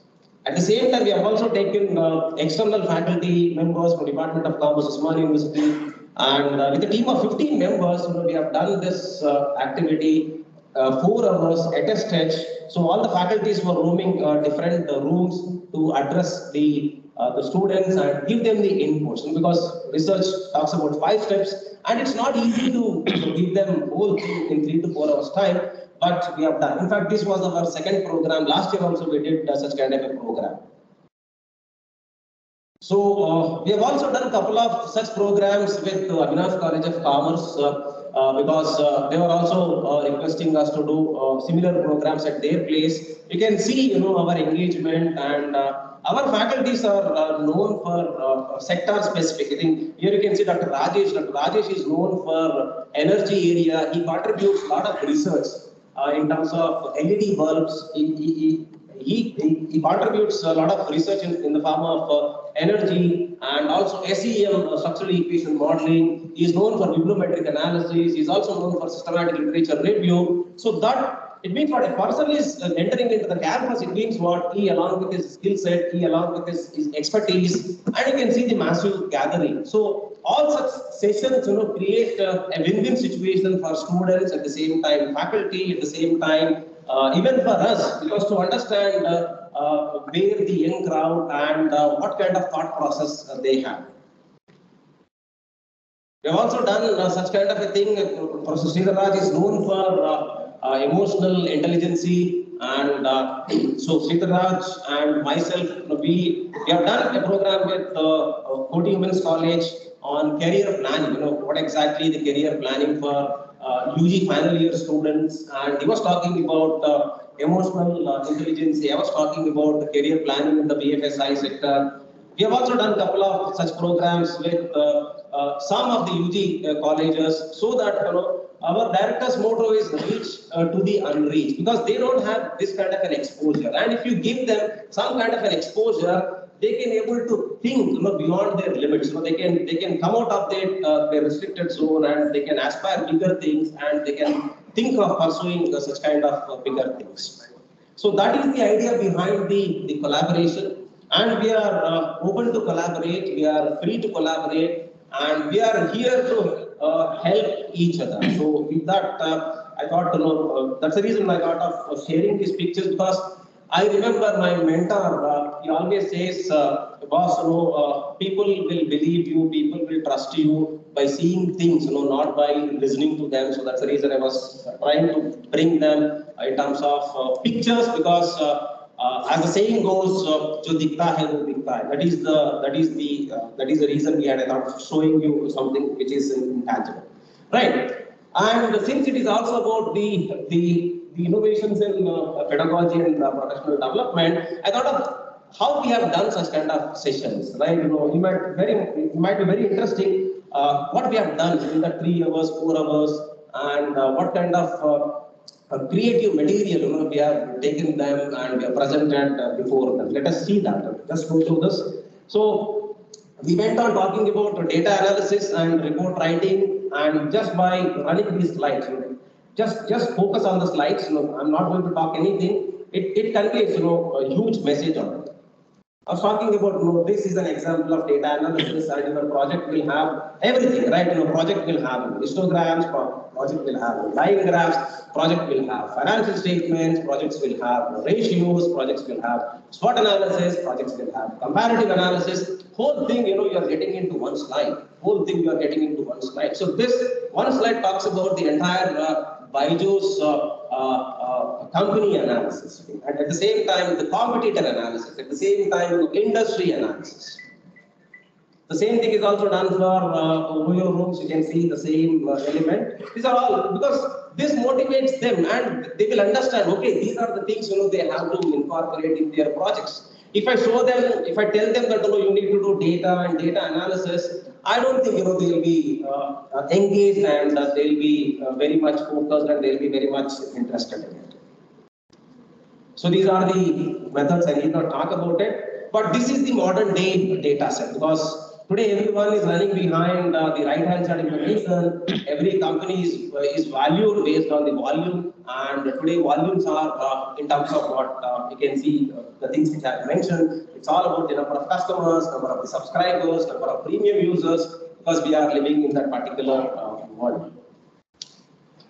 Now, before RRR reaching Oscars, I thought, let me get into my classroom. So I took RRR movie as an example to talk about the data collection, how it is different in terms of quantitative analysis, qualitative analysis, primary data, secondary data. Couple of questions, students are very enthusiastic in answering it because they know the answers. And couple of questions, they were clueless. In fact, they were also Googled it. They don't have an answer. So that's how I was convincing them, because primary data is seriously challenging, and it is very difficult to get such kind of a data set. You can see a couple of questions. I asked questions like, I think that particular song has got the award. I was asking, can you imagine what kind of spending they have made to make that particular song, right? Till today there is no answer, because you don't get an answer, because that is not in the public domain, right? So because this motivated them to understand qualitative questions, yes or no questions, why do you like it, how do you like it, right? And what was the reason? So such kind of questions always makes them think and understand the quantitative questions, qualitative questions, primary and secondary data sets. So this was my definition of RRR, and you can see, I was convincing them, it's all, research always begins with reading and it ends with writing. Any research topic you do, first you will start reading, then you will close it with reading. So that is what my definition of RRR. So many people have appreciated, students also got appreciated because they felt something maybe, innovative, something creative. So this is all the data analysis point of view. I was also running for career planning, a couple of career planning sessions, and you can see, the slide should talk about, what exactly career planning is all about. In that particular thing, you can see it all talks about, define your goals and your education, your qualification, your career ladder, your strengths and weaknesses, right? And I was talking about various opportunities in management, right? Various career opportunities in management. And management, if you take an example, all these functions are there. And today, all these functions are getting affected because of the alphabets of businesses are changing. I think all of you know the ABCDs of business environment is changing. Unfortunately, those ABCDs of education is also changing. Right? Very often you come across artificial intelligence, algorithms, right? And automation, right, is changing the business environment. Similar way, big data, blockchain is also changing the business environment. And cyber security, cloud computing, cryptocurrencies are also changing the business environment.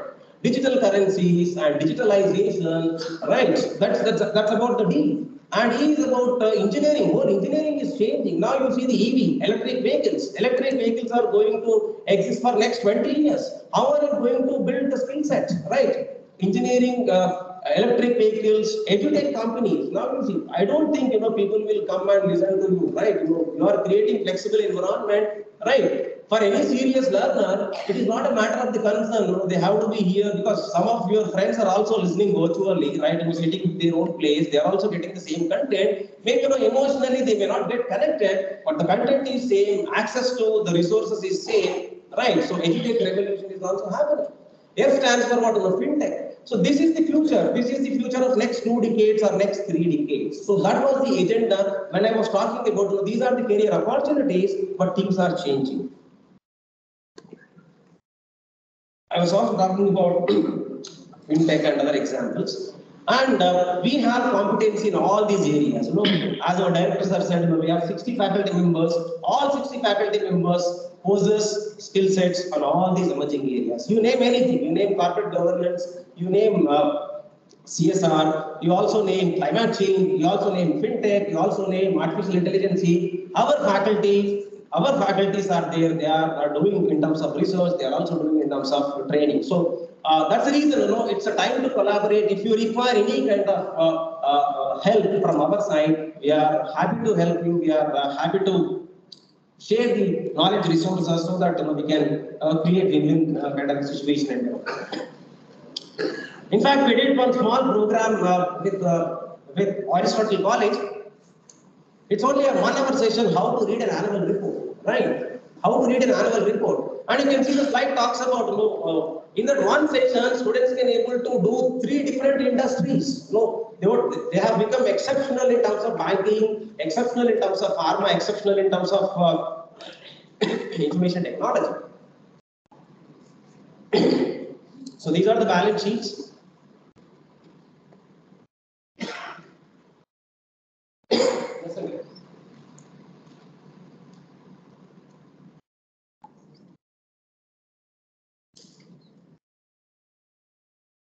This is very interesting. This simple matrix, you can able to teach 1 hour of cash flow lecture. You can make this into a dozen firms and you can give them an assignment, identify which firm belongs to which industry. I used to ask, what is this firm 5 stands for? Most of them, they fail to answer. Firm 5 is all about negatives. We say negative operating, negative investing, positive financing. And my answer was, the Prime Minister of the country is choosing Firm 5 in terms of what is the Startup India. We did this event for corporates. We have done a couple of programs with AG office because as a knowledge partner, we have done a couple of programs with AG office in terms of building financial models. The same thing again with AG office we have done for risk management. So collaboration always, it maximizes cash flows and minimizes the cost. You name it as a revenue synergy or you name it as a cost synergy, but overall we are going to create value. That's what simple significance, 1 plus 1 is equal to 3. This is very important because you are here, you should know about the open educational resources. Some of you are already familiar, some of you are not. Our faculties were talking about Kellogg's and Harvard's. These days, you can access anything. These days, you can access anything. Anything. If you go to YouTube, there is an MIT OCW. You can access to quantitative finance lectures. You can access to bond markets lectures. You can access to Nobel laureates lectures. Entire course is open. Curriculum is open. Exercises are open. Case studies are open. Right? You have to open up to participate in it and to clear it.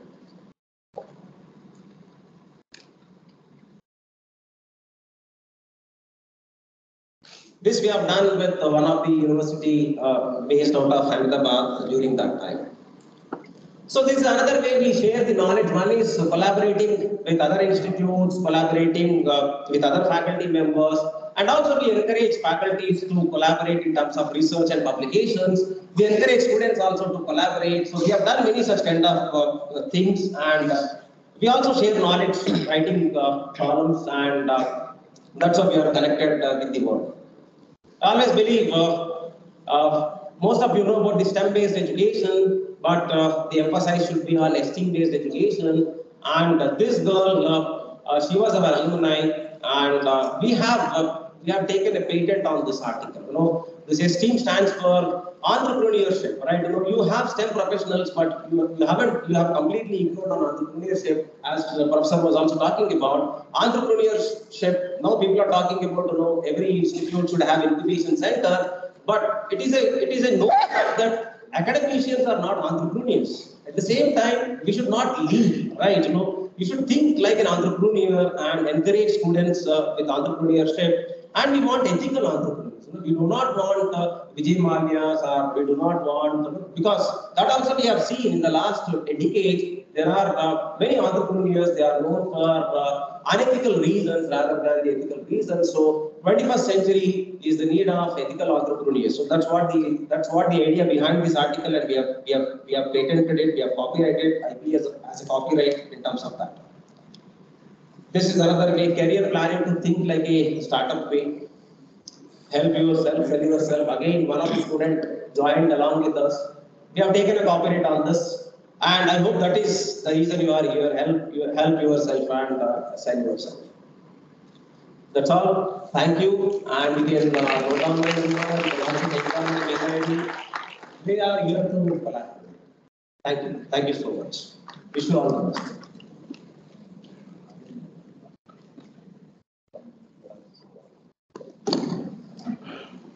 Thank you so much, sir. Now we request our director sir and Professor Ramakrishna sir to present the moment to our chief guest.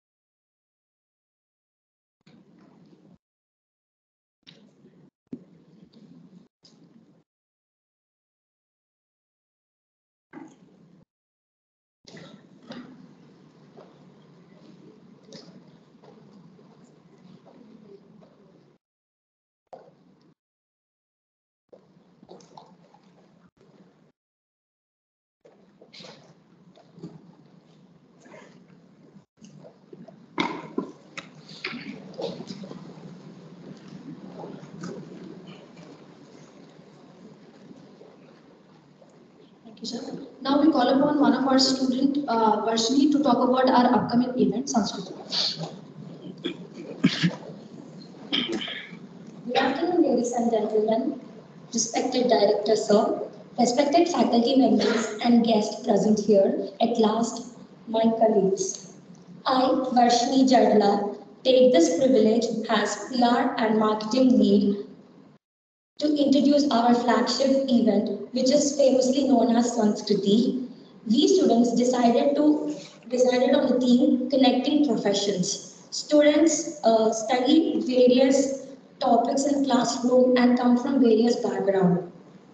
This is going to be held on 19th and 20th of April 2023, which is two-day program. Day 1 represents technical events and Day 2 represents cultural events. We have 12 functional events and 7 cultural events and many more fun events.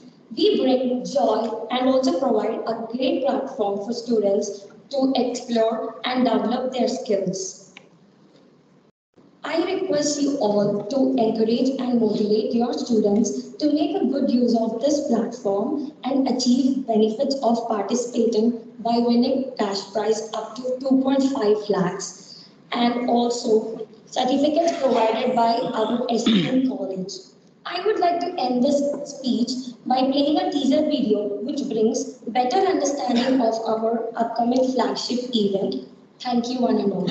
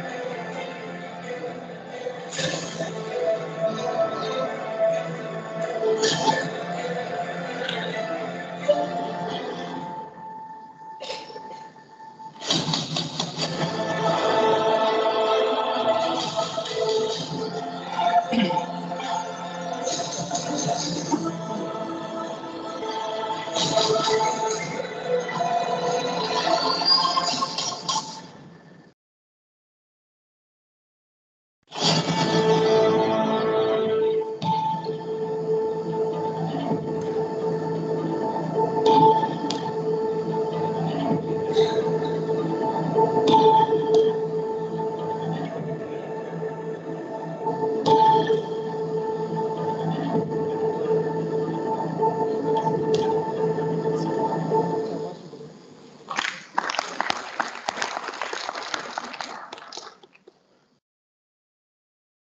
I invite Professor Dr. K.V. Anand Kumar sir for the vote of thanks.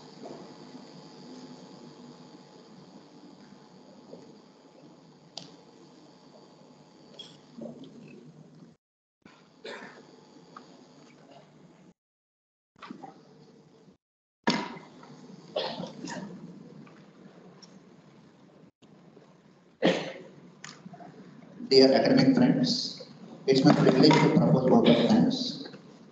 First and foremost thing is the program wouldn't have happened had you people were not there here. So I thank you wholeheartedly on behalf of the institute. I thank the participants who joined this program online from different parts of the country. I thank them all for being a part of the program. Then having seen what the institute does for the student community on management education front, I request all you people to spread a word among your students that it's a place to join for the management education. We are taking up the admission process of 2023-25. The last date to apply being 31st of March. We are holding online interviews on 25th of March. Please do communicate among your students that those who are interested to pursue the management education, they can apply for our institute by going to our website www.ipeindia.org. Please do help us out and do spread good word about our institute.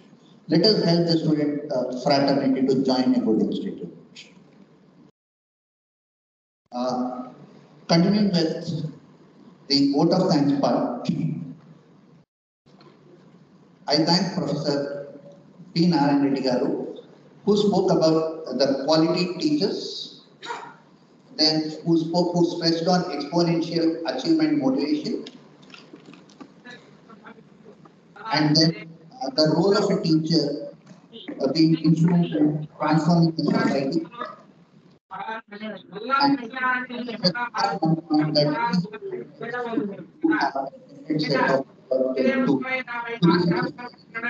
thank you very much, sir.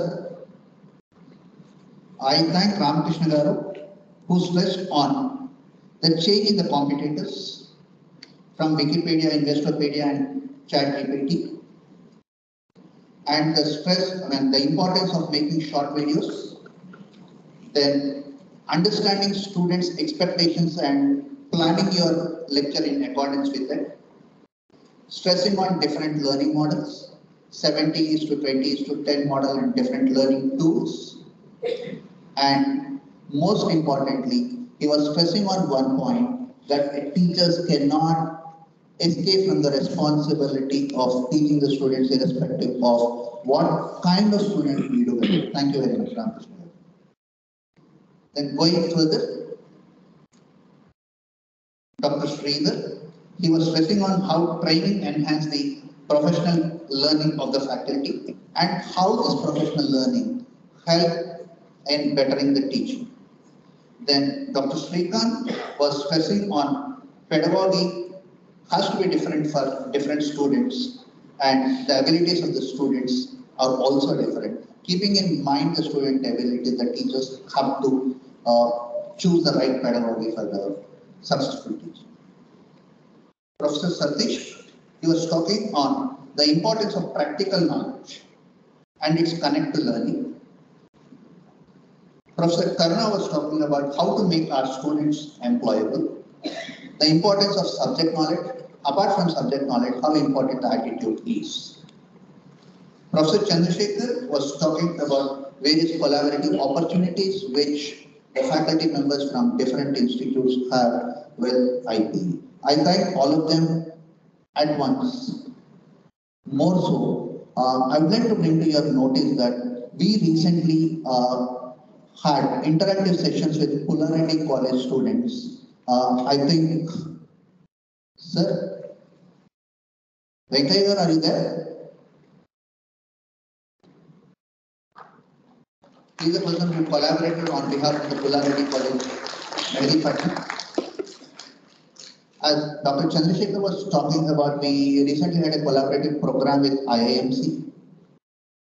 In the past, from Tyagaraja College from Coimbatore, we had a collaborative arrangement. Maybe more than 35 students from Coimbatore visited our campus. On behalf of the director and management of IPE, I invite each and every one of you to visit our campus along with your students, show them the campus, give us an opportunity to host you.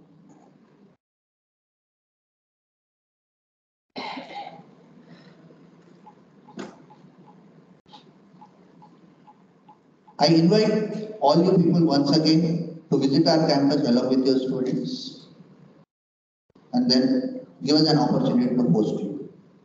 Having said that, I thank the student volunteers who helped in running this program very successfully, the administration of IPE for helping us and making this happen. I thank the technicians who helped us in this endeavor of us. I thank one and all. Before I conclude, please do have lunch at the food court. Followed by the lunch, there will be a campus tour will be there. After the campus tour, do not forget to collect your certificates and the token of memento from us. Thank you very much for your patient hearing for more than 3.5 hours. It's amazing that the faculty more than our delivery, your patience that paid off. Thanks a lot. One and all.